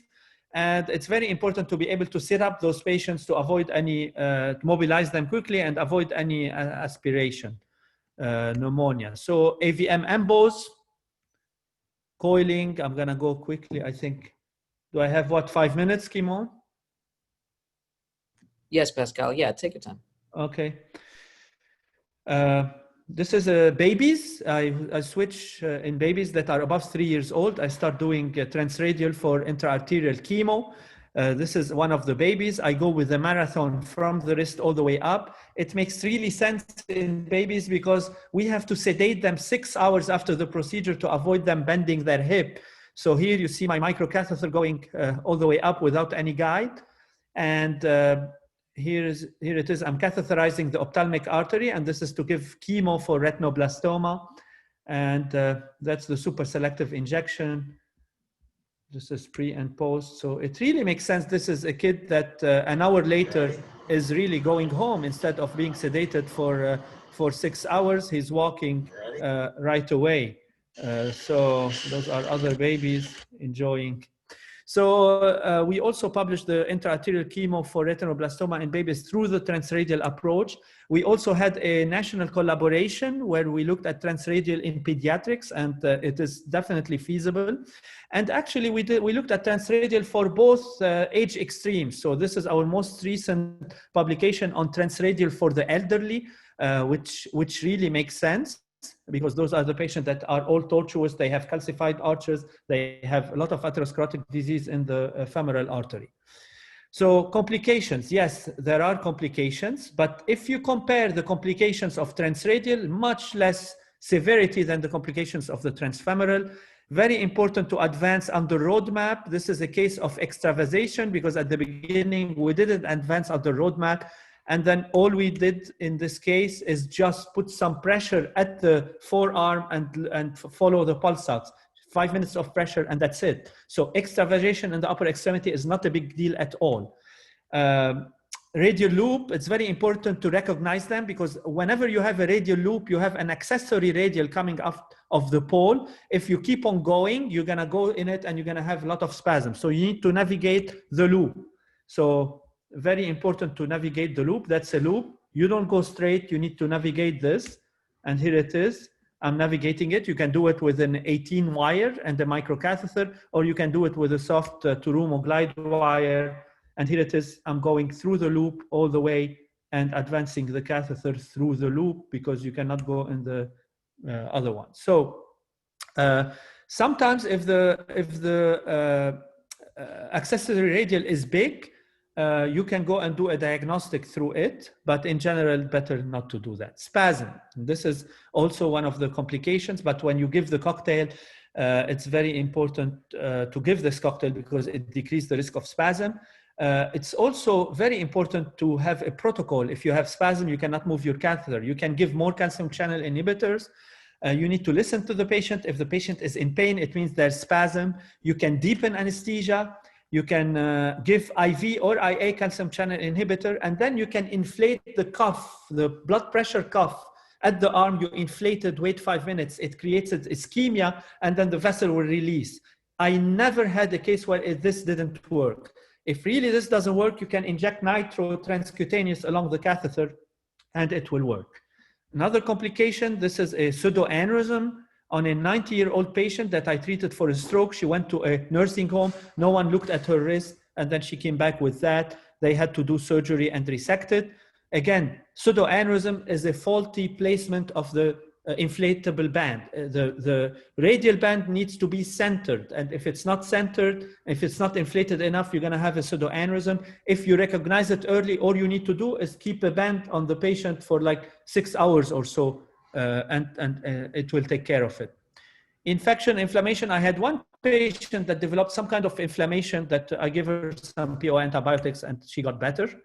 And then avoid the arch dance. Okay, the arch dance is when you take your Simmons catheter and you start, twisting it, and this is what's going to happen. It will break. And this is a case where we were able to actually fish it with a snare and pull it out. But the Simmons catheter, you don't do more than 360 with it. Make sure you look at your anatomical variants. This is arteriolussoria. Before I did transradial, I never knew what arteriolussoria meant. It means when you have the subclavian artery hooking really distal on the aorta. At that time, it's going to be tough to come this way and go ahead. If you look at your arch on a CTA, especially in stroke, you see arteriolussoria either go from the left radial or go from the femoral. What's this? This is a black screen. This is the retroperitoneal space. And really, it means you don't know what's happening. It's a black box. You don't know what's there as compared to the wrist. Whatever happens, I can look at it. I can see it. I don't have to guess. I don't have to worry if the patient has any retroperitoneal hematoma or got CAT scans. If there's a hematoma, I can see it. It's not like the black box of the retroperitoneal space. We definitely need more new catheters. What we're using now is catheters meant to be used through the transfemoral. We're using them as much as we can in the transradial. We need new catheters to be able to manage all those difficult anatomy. And more and more TRA is being used, and really the complication rate as compared to the femoral is much, much lower. We just, our paper is gonna come up in neurosurgery soon. We looked at 760 neurointervention, our first 760 from our center. And as you see here, the learning curve, so start decreasing, complication fluoro time decreases really after the first 2 cases. So a very nice paper from Adam Arthur. We contributed to this paper, which is predicting the degree of difficulty in transradial. And this is very important. When you look at that and you have all your variables to look at and to predict, at that time, you can avoid at the beginning doing some of those cases. So it's very important to master the positioning, not to be messy. Left radial, you can do it. Bovine arch is really straightforward to be done. When the left is tough, the Berenstein can work. If you have pain when you're advancing, it means there's spasm. Be careful and make sure you give the cocktail. Look at your arch, look at the radial loops, and cases not to do are the arteriolussoria, proximal left common carotid loop. Those are very difficult. And left ICA stroke at the beginning, but not later on. So it is a safe approach. It has less complication, better patient satisfaction. It is a learning curve. You need definitely to commit and invest in it, and should be used as primary approach, #radial first. So like in any new technology, there are always pluses and minuses. Toyota and Lexus luxury models will come with Amazon Alexa. Alexa, turn on the AC. Turning on AC. Finally, a virtual assistant to help you navigate. Alexa, where's the nearest gas station? Nearest gas station in 1.5 miles. And to help maintain your vehicle. Alexa, order more brake pads. Ordering new brake pads. Although maybe if you didn't stop so close to the car in front of I you, left plenty of room. you drive too aggressively. If you were just quiet for 2 seconds, 2 She'll seconds. talk to you literally the entire time you're driving. I think you should have turned back there. I know where I'm going. Hi, you know why I pulled you over? No, officer, I am. Because we were driving 72 miles per hour in a 45-mile-per-hour zone. Anything else I should know? 2 miles back, we rolled through a stop sign without coming to a complete stop. Also, there are illegal fireworks in the trunk. Toyota. Thank you. Pascal, thank you. That was a phenomenal lecture as always. Really at the cutting edge of what we do these days. A couple of questions for you. What's your protocol before you do the transradial? Do you always check with the ultrasound to make sure that the radial obviously is not occluded? Or do you do the Allen's test? How do you check on the? So Allen's test, Barbeau test, it's shown by the literature that it's not associated with outcome or prognosis or anything. So we don't use that. So I always use an ultrasound. I don't measure it exactly, but I use an ultrasound and I look at it. And after so many cases, you have an idea. So practically any radial artery can take up to a 7 French sheath, any radial artery. Okay, that's fantastic.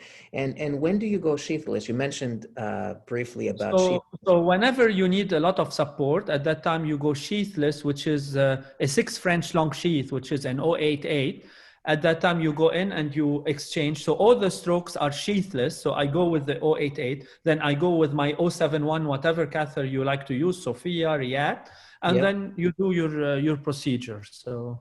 Gotcha, but you use a sheath for all your diagnostics and simple stuff. Yeah. And now for left carotid, now you're using it for left common, or I guess left internal? So for left carotid, I'm doing everything through the transradial, right transradial for left internal carotid. Conversion rate less than 2%. And I take a look when it's left side, I take a look at the arch. When it's a stroke, because I don't want to convert. I don't remember the last time I converted in a stroke. If it's an elective, fine, worst case scenario, you convert. But for a stroke, it's not good for the patient to convert and waste time because, every minute counts. That's fantastic. Well, Pascal, thank you. I'm getting a lot of comments. Everybody's loving your presentation. Maybe they want to send me to Jefferson and bring you here to the program instead. But thank you. That's a phenomenal talk, and thank you. Other than I couldn't say Jeffersonian at the beginning. That's okay. I mean, the rest went fine. But really, thank you. Thank you for finding the time. I know you're extremely busy, and that's a special treat that you were able to talk to our conference this year. Hopefully, next year we'll have you in person when there's going to be no COVID. Knock on wood. Thank you again. All right. So now, guys, we're going to move to the final stretch of our conference. I see our emergency room directors already lining up, getting ready to offer you a lot of useful information. And Chris Rayo will moderate this session. Chris, I'm going to let you talk. One question that I have is if you guys want to share your screen when you talk, that's perfectly fine. When you're done, just stop sharing so the next person can share. If you're not sharing your screen and you want me to run the slides, just let me know and I'll do it. Kimon, can you hear me okay?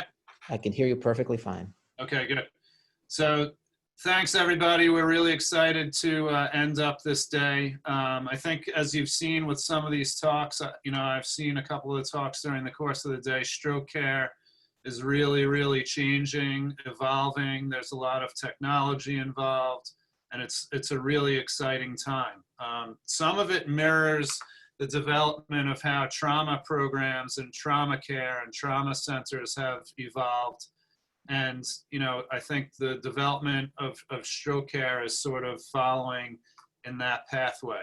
But particularly in emergency medicine on the, the super acute phase for these patients, we're seeing a lot of changes. There are some challenges, certainly, but we're working with our colleagues in other departments and in other institutions to solve those issues. So over the next, I think, 45, 50 minutes, We're going to present 3 topics and hopefully just give everybody sort of a feel with what we're dealing with on the emergency medicine side. And, you know, we hope that everybody sort of gets a better understanding of stroke care in the really acute phase in the emergency department. So without further ado, I think we'll move on to our speakers. And our first speaker is going to be Dr. John Matthew. He's chair of emergency medicine at St. Joseph Hospital in Bethpage and also the associate chief medical officer for Progressive Emergency Physicians. And he's going to give sort of a general overview of stroke care in 2020. Hey, good afternoon, guys. Kimon, I think you can actually share because I'm signed on to 2 different things, but I'm speaking through my cell phone. So if you want to pull up my slides, we can talk. No problem.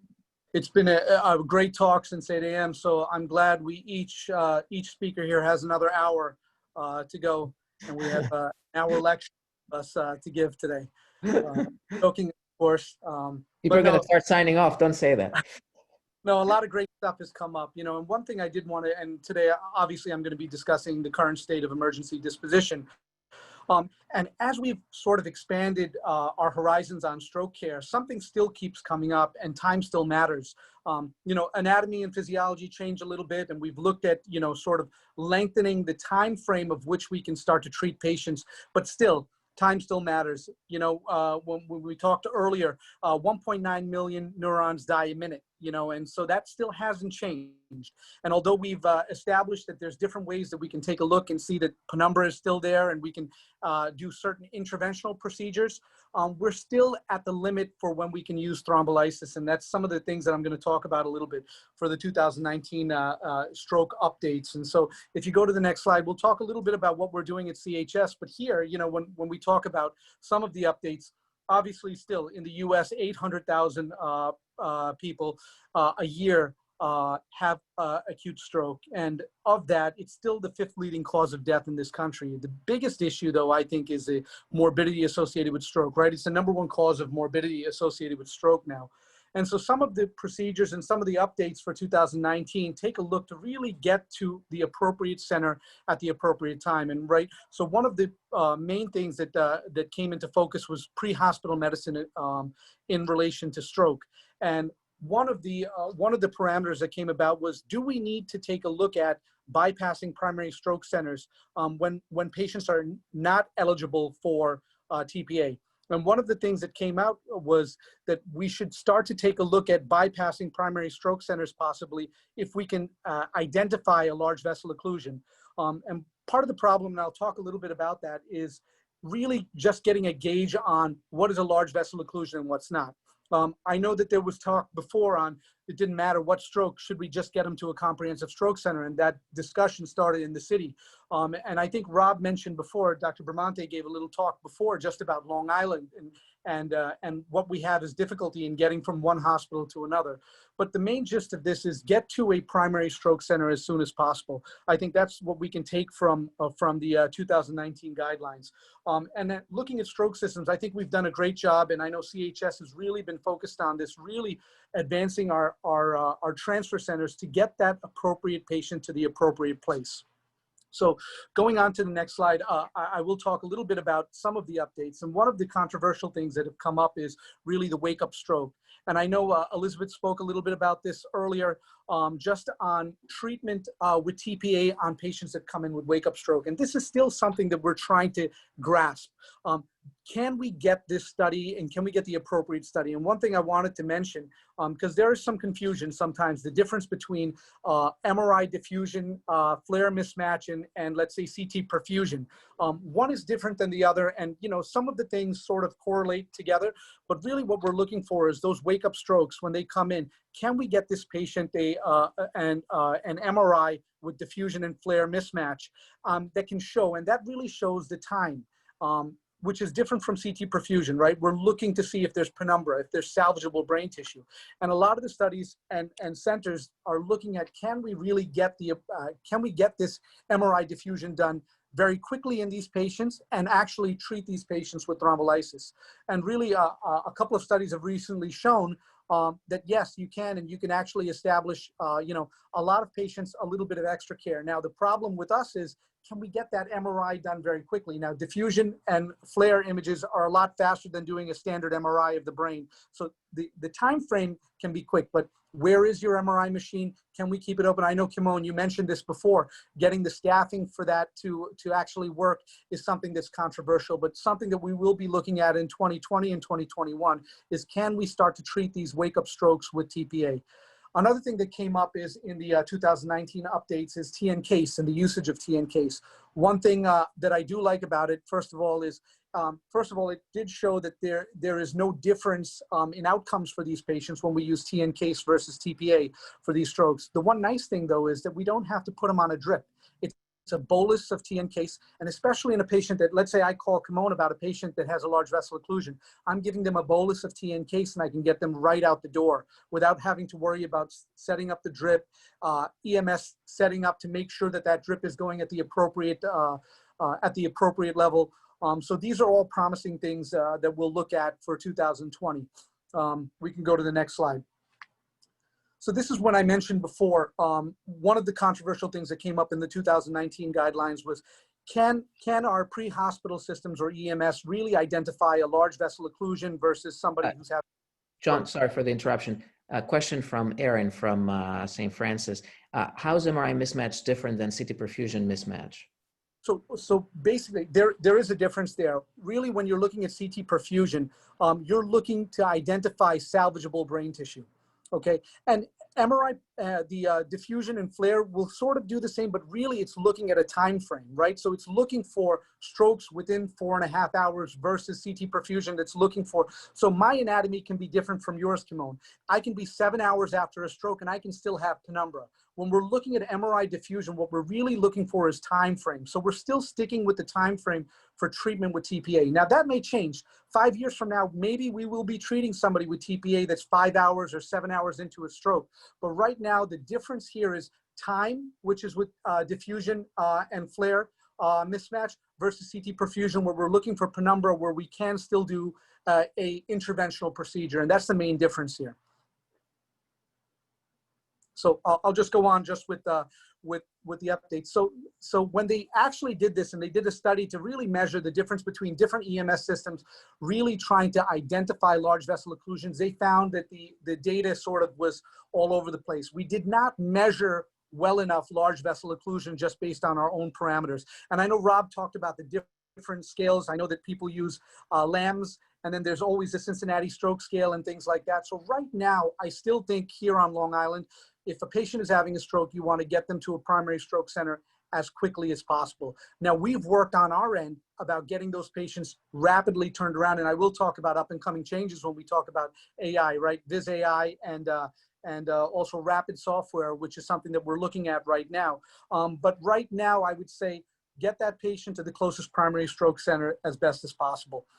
And so we do have, within our own health system, we have thrombectomy capable centers, which is St. Francis, and then we have our comprehensive stroke center. So I know right now, as Rob will talk from Mercy, and I know that Jim is going to be talking from St. Catherine's, we are their comprehensive stroke centers. I know Jim will talk that we do have Stony Brook that's closest to him. So in different times and different time frames, sometimes he's going to be sending over there for the best for our patients. So just in general, some of the changes that has happened within our time frame, just our code grays, whether it's called code gray, code orange, code stroke, we've really expanded those windows to 24 hours because we've seen that we can do interventional procedures there. Direct to CT is something that we're doing at all our CHS sites now. Almost, right when EMS gets to the door, we get a pre-notification, we take them right to CT. And then there we also have telespecialists. I know that we're working with at least 3 of our hospitals, and soon probably all of our hospitals will have telespecialists there. I did want to mention, just because one of the reasons why we're on a Zoom call today is obviously COVID-19.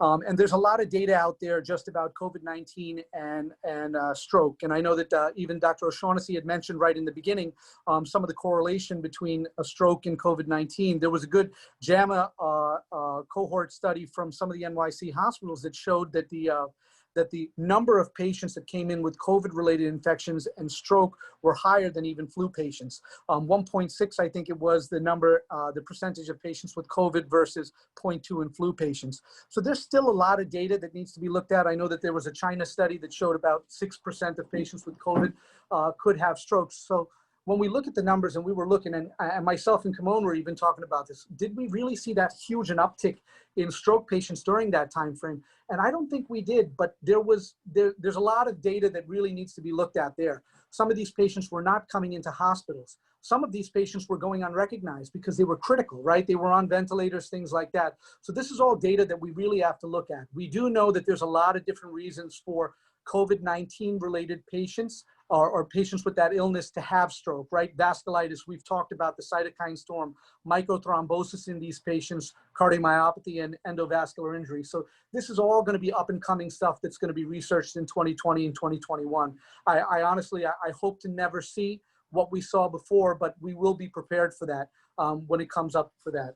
And really with the last slide, I just wanted to talk about some of our up and coming things that are happening. I mean, stroke care is exciting, like Chris was mentioning. We're seeing so many advances in stroke care, right? We have our mobile CT that we're planning for within Suffolk County. I know that Stony Brook is already doing that now. I know that I've worked over at Long Island Community Hospital, and I've gotten some of those patients present to me for mobile CT with everything in hand already with these patients. But one of the things I'm excited about, and we'll be talking more when we start to talk about primary stroke centers, is AI. The Dawn and Diffuse 3 trials that really changed our way of managing these patients use rapid software. And really what we're looking at is Viz AI, and I know we've talked about that, but really identifying quickly large vessel occlusion, getting that information disseminated to the appropriate providers is something that we're looking forward to. The other thing that we talked about, and I just briefed about, is the use of TNKs for acute ischemic stroke. That's something that's going to be explored further and hopefully help us with transport of these patients sooner for large vessel occlusion. I just mentioned before the differences between MRI diffusion and flare versus CT perfusion. I think that's something that's really going to have to be looked at in primary stroke centers. I know you guys are already looking at your comprehensive stroke centers, but even at our primary stroke centers, first of all, can we treat these patients with wake-up strokes? I think we can, and we'll have to get better at it. And then the other thing is sometimes I call Kimon and I have somebody that has a large vessel occlusion, but I really haven't identified if they have penumbra or not. And part of those patients that I send over, they do the perfusion study and they really don't have salvageable brain tissue. And I would love at my site to be able to do a CT perfusion once I've identified that, to say, hey, listen, this guy does have penumbra, we're gonna get him over there, versus, hey, there's no salvageable brain tissue, I'm gonna treat that patient here. So that's basically the gist of my talk. I'll open it up for questions, or we can move on to hear from Rob and Jim. So Georgie, thanks for that talk. It was great. You did touch on some technology stuff, particularly AI. I think some of the things that we're working on with our system related to technology, telemedicine, obviously you mentioned that as well. I think that more and more is going to help us develop, regionalization of stroke care, as well as some things that we can work with EMS with technology. So I think in New York State, we're a little behind when it comes to technology with EMS, but CHS in particular is starting to work with EMS to develop technologic solutions to some of the problems we're having, to help with communication, help with mobile exams, and help ultimately get the patient to the appropriate level of care, which is ultimately what we want for all of our patients. One question that I have for you, you talked a little bit about COVID. I know, we've read some literature on other diagnoses where patients aren't necessarily coming to the hospital as quickly as perhaps they should, and in some cases they're having worse outcomes. So you obviously run a very busy community emergency department. Boots on the ground, what are you seeing as it relates specifically to stroke? Do you think patients in some cases are delaying coming to the hospital? And should we be more aggressive about getting the word out that the hospitals are safe and that the patients should come in if they're concerned for stroke? So Chris, that's a great question. And I will tell you, just being honest, being in the midst of that pandemic, let's say in April, I didn't see as much stroke as I thought I would on a typical month. And I think that was because people were afraid to come into the hospital. Now, any case that did come in, we were just on it. I mean, we treated those patients the same and we got them rapidly through.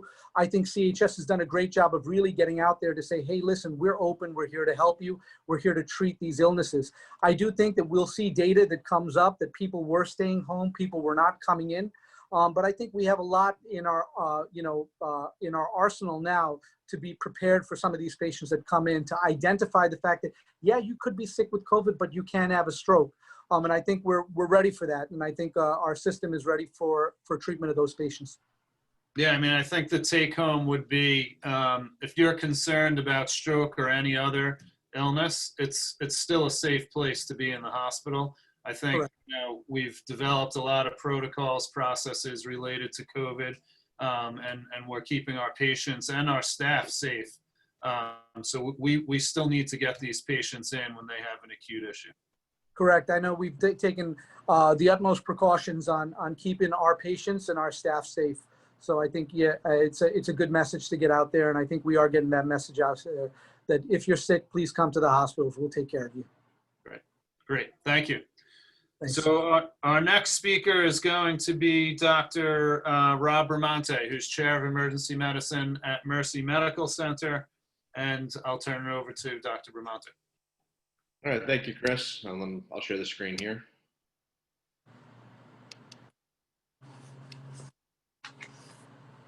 All right, so talking about LVO's little connection to the talk we had earlier, and how the Comprehensive Stroke Center serves as the center of care for the whole regional system. So basically, consider the nucleus of an atom. It's the same thing with the Comprehensive Stroke Center. It's in the middle. It provides the glue, keeps all the other atoms together. With the weird geography of Long Island being very narrow and very long, at least in our system, we've sort of spread it out and could have a comprehensive stroke center on one side and a thrombectomy capable center on the other side to support all of the facilities around the island. So St. Francis is our thrombectomy center. Good Samaritan, as we mentioned, is the comprehensive stroke center for our system. What that leads to in the community is questions about what about patients with LVO symptoms. So we talked about the RACE score. We talked about the LAM score earlier, Cincinnati Stroke Scale. The question of bypassing for large vessel occlusion symptoms. As Dr. Matthews mentioned, the best thing is get to the closest center, get the workup, get TPA when appropriate. Large vessel occlusions are a percentage of total strokes. Many patients, if you're waiting to get all the way to a comprehensive stroke center, you may be losing minutes that you're not getting the TPA on board and may not even be a large vessel. Mobile stroke units certainly provide additional service and earlier care, diagnosis, and treatment in the field. And the expansion of that is definitely helpful in terms of prompt care. So in New York, the protocols are still a transport to the closest stroke center. Basically, that's less time for TPA to get to the TPA, get your needle in, get the dose given for the non-large vessel occlusions. And again, those LVOs are a small percentage, and the intervenable LVOs are an even smaller percentage of that. They are devastating, which is why they need to be turned around quickly when you're at a primary stroke center. Recognition is key. So primary centers, as we know, they're great for initial evaluation care. Early identification is the biggest issue. You'll see keys a couple of times through the presentation about what is really important in terms of getting those patients to the next level. They need to identify, they need to communicate, and then organize logistics between comprehensive and primary centers. So very complicated in terms of workflow, but the keys are identifying LVO symptoms and then having a great transfer process when there is a large vessel occlusion to get those patients to the thrombectomy capable or comprehensive center. One of the processes that we've put in place is even when before we have an answer, but when the patient's on the CT table and is exhibiting signs of large vessel occlusion, we're already calling our neurointerventionalists. We're already putting an ambulance en route to our primary stroke center. This way, when that CT is done, the decision can be made immediately and the patient transferred. So there's no delay in waiting for transportation to get to that comprehensive center. So that red arrow on the left side is really the key to shortening time and getting people to the correct destination. And everywhere where there's comprehensive and primary stroke centers working together, they need to hammer out that process really to minimize the number of minutes between diagnosis and treatment. So the big question is TPA or no TPA in combination with thrombectomy. So the positives and the reasons for and the arguments for, it can possibly recanalize before the procedure. You may spare a patient an invasive procedure. It can potentially ease in clot extrication, prevent distal microvascular thrombosis while they're doing the thrombectomy. And if the interventional procedure for some reason fails or a thrombectomy can't be completed, at least the patient had a chance and received treatment. The arguments against, there may be limited efficacy with large volume clots. It can delay transfer if it takes time to hang it. Dr. Matthews discussed TNKase, which gets rid of the drip portion of the treatment. So giving a bolus is much easier and faster. And of course, anytime you give thrombolytics, is the risk of hemorrhage. Recent study, New England Journal of Medicine, study out of China. There were some issues with the study, but basically they looked at that question. Should we be giving TPA before thrombectomy? Should we not? Which, depending on how supplies in the United States population, may change destination decision what we do for LVOs. This study, endovascular was not inferior in terms of functional outcome on discharge for these patients. So this would indicate that maybe we don't need to give TPA, or potentially large vessels should go direct. So, we talked all day about Dawn and Diffuse and basically expansion of stroke care now up to 24 hours in terms of being able to do some interventions, the addition of CT angios early on and making this diagnosis. I think the next big question, the next thing in terms of EMS planning is, what if the patient is known to be TPA ineligible? They're already at 5 hours since their last known well. They're a wake-up stroke. Should those patients bypass a primary stroke center and go to a comprehensive stroke center? And that's something that the primary and comprehensive centers need to work on together to move on. Again, EMS is really the key in treatment of these large vessel patients. One, getting them to the hospital, and two, when at primary stroke centers, getting them to comprehensive stroke centers when needed. So one of the things that's been implemented is a transfer center. Our transfer center communicates all the coordinate communication between the emergency physicians at our primary centers and the neurointerventionalists at our comprehensive and thrombectomy centers. Having readily available, complete on-call lists makes it easier for the coordinators of those centers to get that information rapidly transmitted, and then having ambulance availability, location, and enough ambulances where they can get to where they need to be. And basically having well-trained EMS staff, which I think everywhere should be working to have everybody with the same goal: great stroke care in the field and in transport. So the hub is the comprehensive stroke center. So hub and spoke, nucleus and cell, however you want to talk about comprehensive stroke care. So those centers, they have the most extensive resources, procedural expertise, people with extensive training, neurosurgery, vascular surgery, and particularly neurointerventionalists who are doing the thrombectomies. The key part being the nucleus is outreach, community and EMS education, educating patients that recognize the signs of stroke to begin with, and even make that initial call to 911 and activate the system. Communication and education to primary stroke centers. There's new things going on. There's always new literature, and getting that information pushed out. Integrating, at least through our system, our stroke coordinators, our chairmen, our neurologists have regular meetings, have discussions, and quality review. They review cases, they review the transfers, and always looking to basically make the process more lean, look for opportunities for improvement to shorten that time from basically last known well to definitive treatment. In addition, they serve a support role outside of stroke. Many of these items are not going to be taken care of at your primary stroke centers or even other non-stroke center community hospitals. So AVMs, different carotid procedures, cavernous malformations, diagnostic angiography in some of these cases. So there's a whole list of supporting services that patients have that go along with stroke that, if not done or not treated, not recognized, can lead to subarachnoid bleeds, can lead to ischemic strokes. So again, the comprehensive stroke center is the nucleus. We're somewhere at the axons being the primary sites. It's all about communication between the two sites.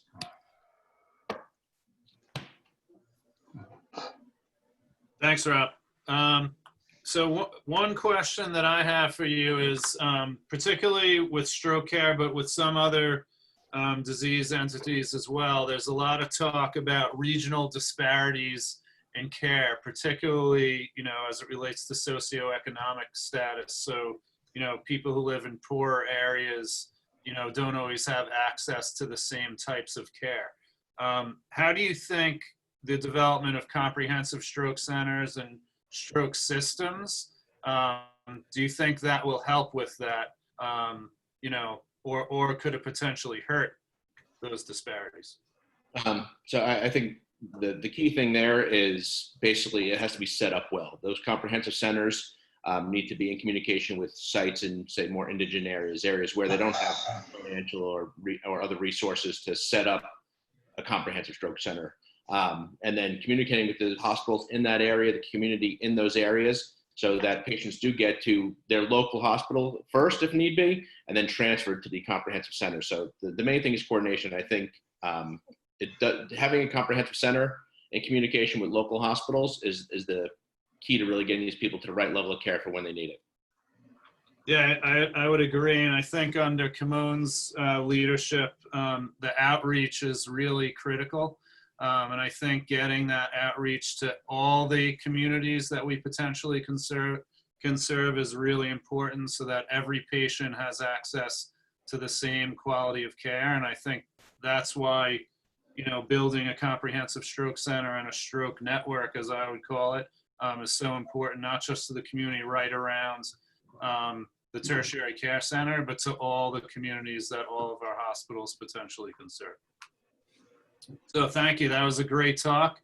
And I think now we're going to end up with Dr. Jim Ryan, one of my former attendings and the chair of emergency medicine of St. Catherine's Medical Center. And if I know Jim, he's probably going to be throwing a lot of data at us.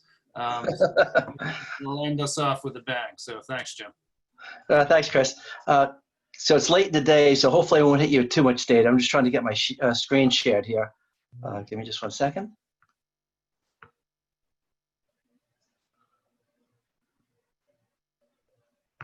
Okay, can everybody see my slides? Hello? Nope. Not yet. Huh. Let me try this again. And I can run it for you, Jim, if you have trouble. No problem. Yeah, if you run it for me, that'd be great. Yeah. Just let me know when you want me to move to next slide. I'm bringing it up as we speak. Okay, let me just get back to the main screen. Oh, wait, let me see. I might have it here. Is that it? Got it? Yep, I got you. So you let me know when and I'll move. Okay, very good. All right, so I guess I've been asked to talk a little about pre-hospital transport decisions in acute stroke. This is a little bit of a tough topic. There's no definitive data, and I think some of the reasons for that is every stroke system is a little different. There have been a few good studies that have looked at the effect of direct transport for LVOs, but they haven't included the potential downside of transport of non-LVOs. So can you go to the next slide? Let's see. Okay, so this is something I think you've gone over before, and I think the key point of this slide is twofold. One, that TPA doesn't open LVOs well, but even more, well, not more importantly, but equally important from a transport decision, is that only 10 to 15% of strokes are an LVO. And some recent studies suggest it's more like 9 to 10%. So it's not the vast majority of strokes. Okay, go to the next slide, please. So these are the two models. If you look at the left side of your screen, that's the mothership model. I think you may have talked about these before, so I'll go through them pretty quick, especially considering it's late in the day. In the mothership model, all strokes bypass the primary stroke center. And then in the drip and ship model, you go to the primary stroke center first and then go to the comprehensive stroke center. The good thing about the mothership model is the LVOs get directly to the comprehensive stroke center. The bad thing, though, is that it can delay time to TPA for patients who are the vast majority of patients who don't have an LVO. Okay, next slide, please. Okay, so there's a couple of questions we have to ask when we consider whether we want to bypass the primary stroke center. Obviously, the first question is, what is the benefit to the LVO patient? But then the next question, which goes right alongside with this, is does TPA delay harm to non-LVO patients? And what's the degree of that harm? Then another factor in the equation is how many patients have an LVO? And then what complicates it further is in each system, the comprehensive stroke center might be a different distance and might be much closer or further in some systems than others. Okay, next slide. Okay, so this is just kind of a composite slide of all the data, of a lot of the data that's out there on the benefits of intervention in stroke patients with LVOs.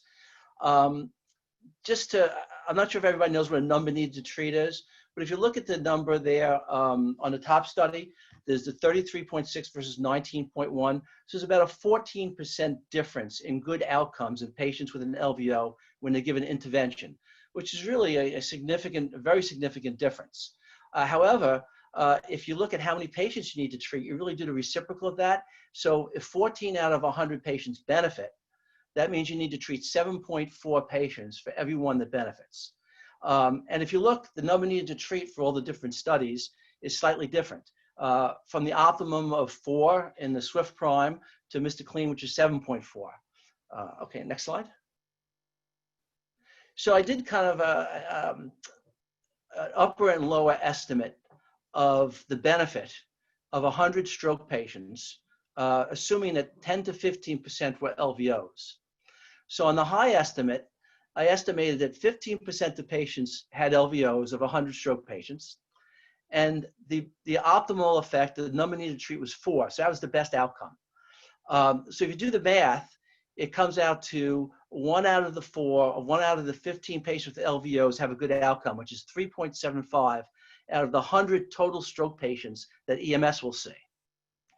Then I did the same thing, and I did the low estimate. So if only 10% of the patients had an LVO, and the good outcomes were only 1 out of 7.4 patients, as in the Mr. Clean study, well, then 1 out of 1.35 per 100 LVO patients would benefit. Next slide, please. Why don't we skip this one, because I'll talk about it on the next slide. Okay, this is basically a graph representation of the last slide. And this was, I think it was about a 60,000 patient registry study. And this is prior to and after the Get With the Guidelines initiative. And they had a 10% decrease, 10-minute decrease from before the study to after in the time to TPA. And that accounted for approximately a 5% difference in patients being able to be discharged home, and about a 3.5% difference in patients being ambulatory when they left rehab, which accounts for about a 4% better benefit.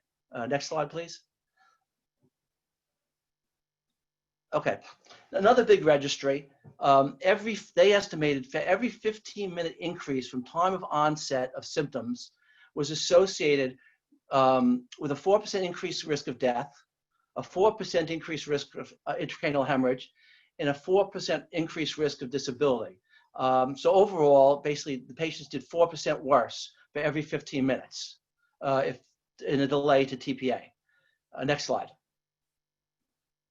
So this graph is I kind of put it all together, and I'm going to just kind of go through the graph in a little bit of detail.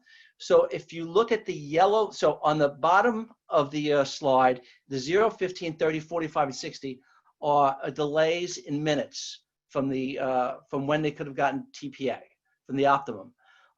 If you look at the 0, 4, 8, 12, and 16, that's the percentage of worse outcomes, okay? So if you look at the graph, for every 15 minutes, if I assumed 85% of the patients, so the worst possible scenario, 85% of the patients had a non-LVO, okay? And they had a 4% worse outcome for every 15 minutes, that's the slope of that line. So in other words, if you look at 15 minutes, that works out to 3.4. So 3.4 patients were harmed if they were all transported to a stroke center that was a comprehensive stroke center that was 15 minutes further away. Now, if you look at the horizontal lines, there's a yellow line.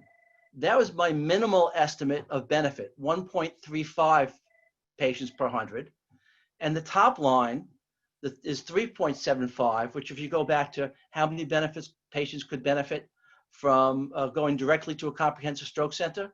So this is even if those patients never got transferred to a comprehensive stroke center, they didn't get any mechanical intervention. These are the two borders of the range. So if you take a look at just at about 15 minutes, okay, if it's the best possible scenario for mechanical intervention, it's about 15 minutes where you don't want to do that transfer. If you look back to the mid-range of that, so if you follow the slope, if you look at the best possible outcomes. It's more like 5 minutes. So looking at these obviously these are based on some assumptions because there are no head-to-head comparisons. But this really gives you an idea of, one, the slope of the harm for every 15 minutes a patient's delayed, and two, compared to what's the potential benefit, because the number of possible LVO patients is much smaller than the number of non-LVO patients. Okay, next slide. I think some of you guys addressed this a little bit, and this really, I wanted to close out by saying who probably should go directly to a comprehensive stroke center, and I think these were talked about already. So a patient with a wake-up stroke, I think at this moment, most primary stroke centers do not have the capability of doing adequate perfusion scanning. Last known well, especially if it's a large LVO greater than 4.5 hours. So patients who can't get TPA, and patients have a contraindication to TPA. And you know what, I just had one more slide. If you go down, it's about 3 or 4 slides down. If you skip a couple, go ahead, keep going. That's good. Okay, that was it. Go back. That's this one. So this is the NIH stroke scale score compared to the percentage of people who have LVOs versus non-LVOs. And if you take a look, I keep pointing to the slides, but no one can see me point. But anyhow, if you look at the blue lines in the yellow, those are people who don't have LVOs. And if you look as you move to the right, as the stroke scale goes up, once you start getting to 12, you're getting to a pretty good likelihood of having a central occlusion. If you get lower than that, it's really, the most of them are not LVOs.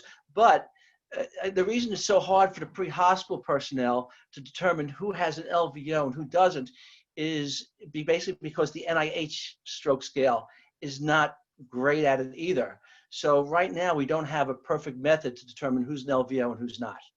I think that's probably about all I have for now. If anybody has any questions. Thank you, Jim. I have one question.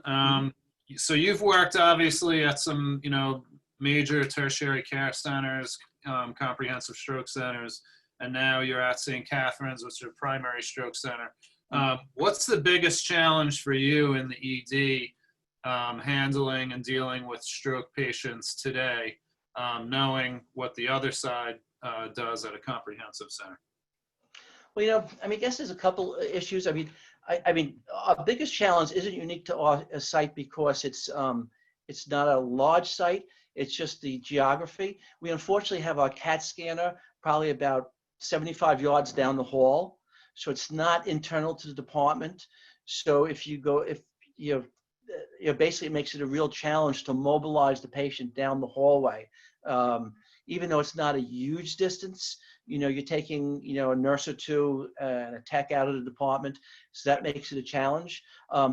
Obviously getting patients mobilized to get them out also.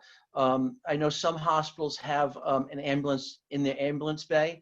I don't think we do enough transfers that the ambulance is on site at our hospital. So getting the transfer out is also a bit of a challenge in timely fashion. I think those probably are our 2 biggest challenges at this point. Okay, great.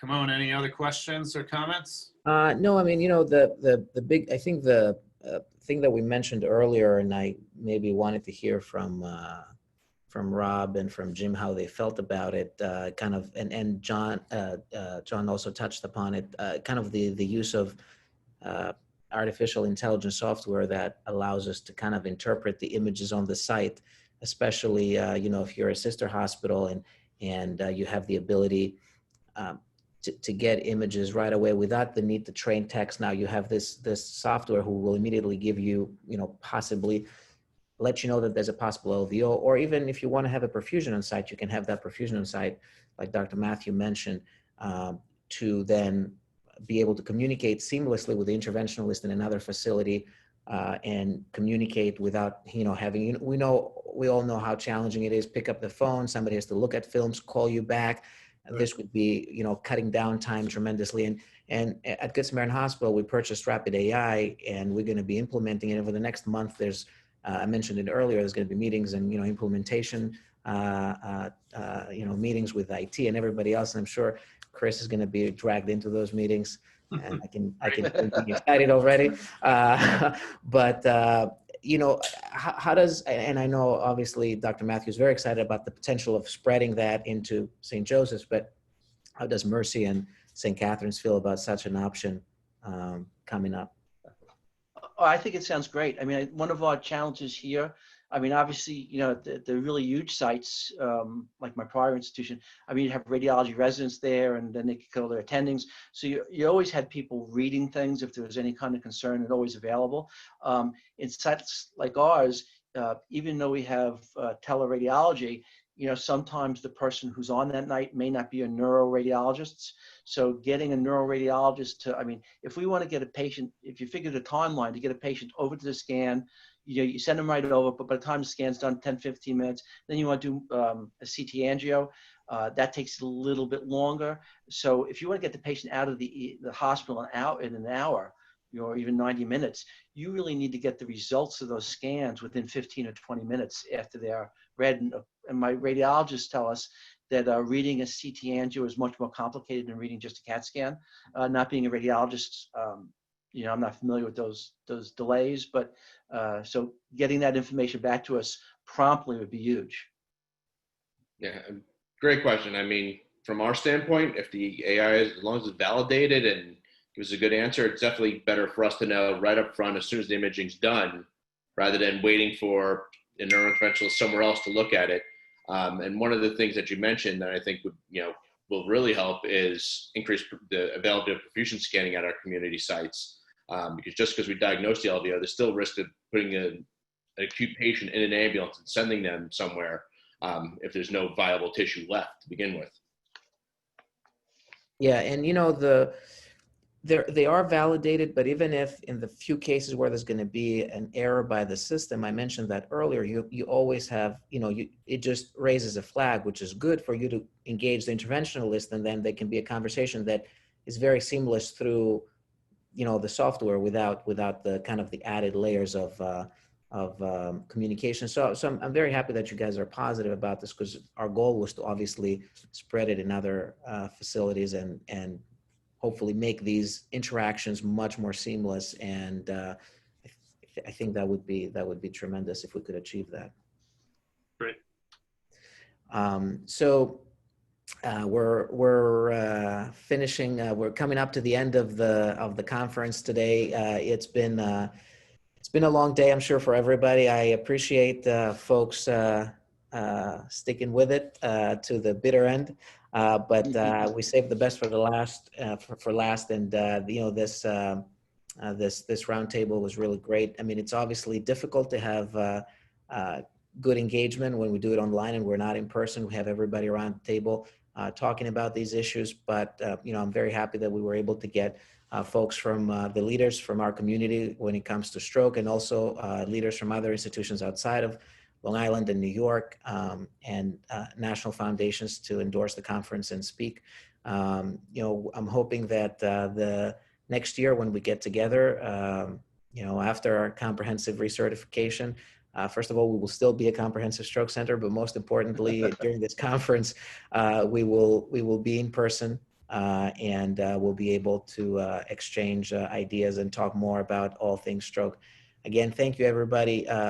Folks who are listening in, you will all be receiving an email tomorrow with instructions about how to collect your CMEs if you need those. And with that, I want to thank everybody again. Any more questions, please direct them to me or the speakers offline. And I will see you all soon. Great. Thank Thanks, you. Kamal. Take care. All right, take care. Thank you. Thanks, everyone.